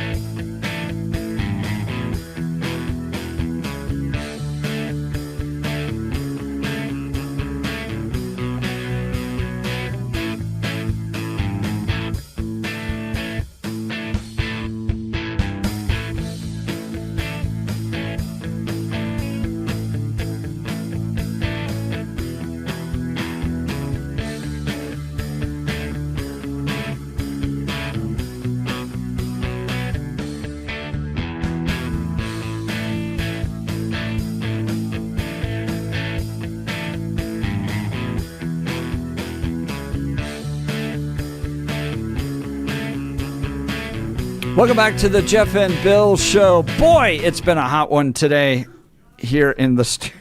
Yeah, it has. It's been a fun day. The FDA changing its recommendations about the COVID shot for healthy Americans. Pastors openly defying Colorado's radical transgender law. We had them live in studio. All of this, plus Peter Boyles, Frank McNulty. So if you missed any of it, go to 710knus.com to download the podcast. It's 710knus.com to download the podcast. All right, Bill, lunch today. Yeah. If you're not doing anything for lunch, I strongly recommend you go check out the Black Eyed Pea and their daily specials today. I'm going to pull it Black up Eyed here. Pea does it right. And that's the thing is, you can go and drop less than you will for most like big meal sizes at the fast food place. Yes. A lot less than what you're going to pay at Starbucks or anywhere else. But you're going to get something that's home cooked, that's fresh, that's locally sourced with the exception of their seafood. Everything else, solid. This thing's fantastic. All right, so Mondays. Here's what they've got Mondays. Chicken fried Monday. Tuesdays, beef stroganoff. Wednesday, deep dish chicken pot pie. Ooh. That is their daily feature made from scratch. You got some hardy teenagers, go take them to eat that deep dish chicken pot pie. It'll satisfy them for days. Yeah, it will. Thursday is chicken and dumplings. Friday, tomorrow for this Friday, fried cod fillet. Saturday is shrimp scampi. Sunday, chicken marsala.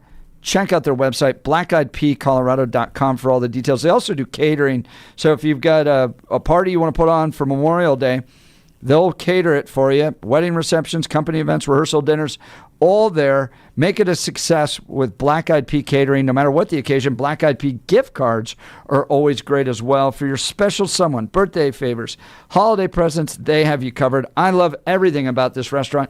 It's one of those very rare 3-generation restaurants. Where no matter who goes there, your parents, you, or your kids, they're all going to love it. There's always something there. And then we get that 1 pound Mile High chocolate cake. That is so good. It is so good. It is. And so creamy and chocolatey. Oh, yeah. It's absolutely delicious. And here's the thing is we're rolling into celebration season. You got graduation parties. There are things going on right now.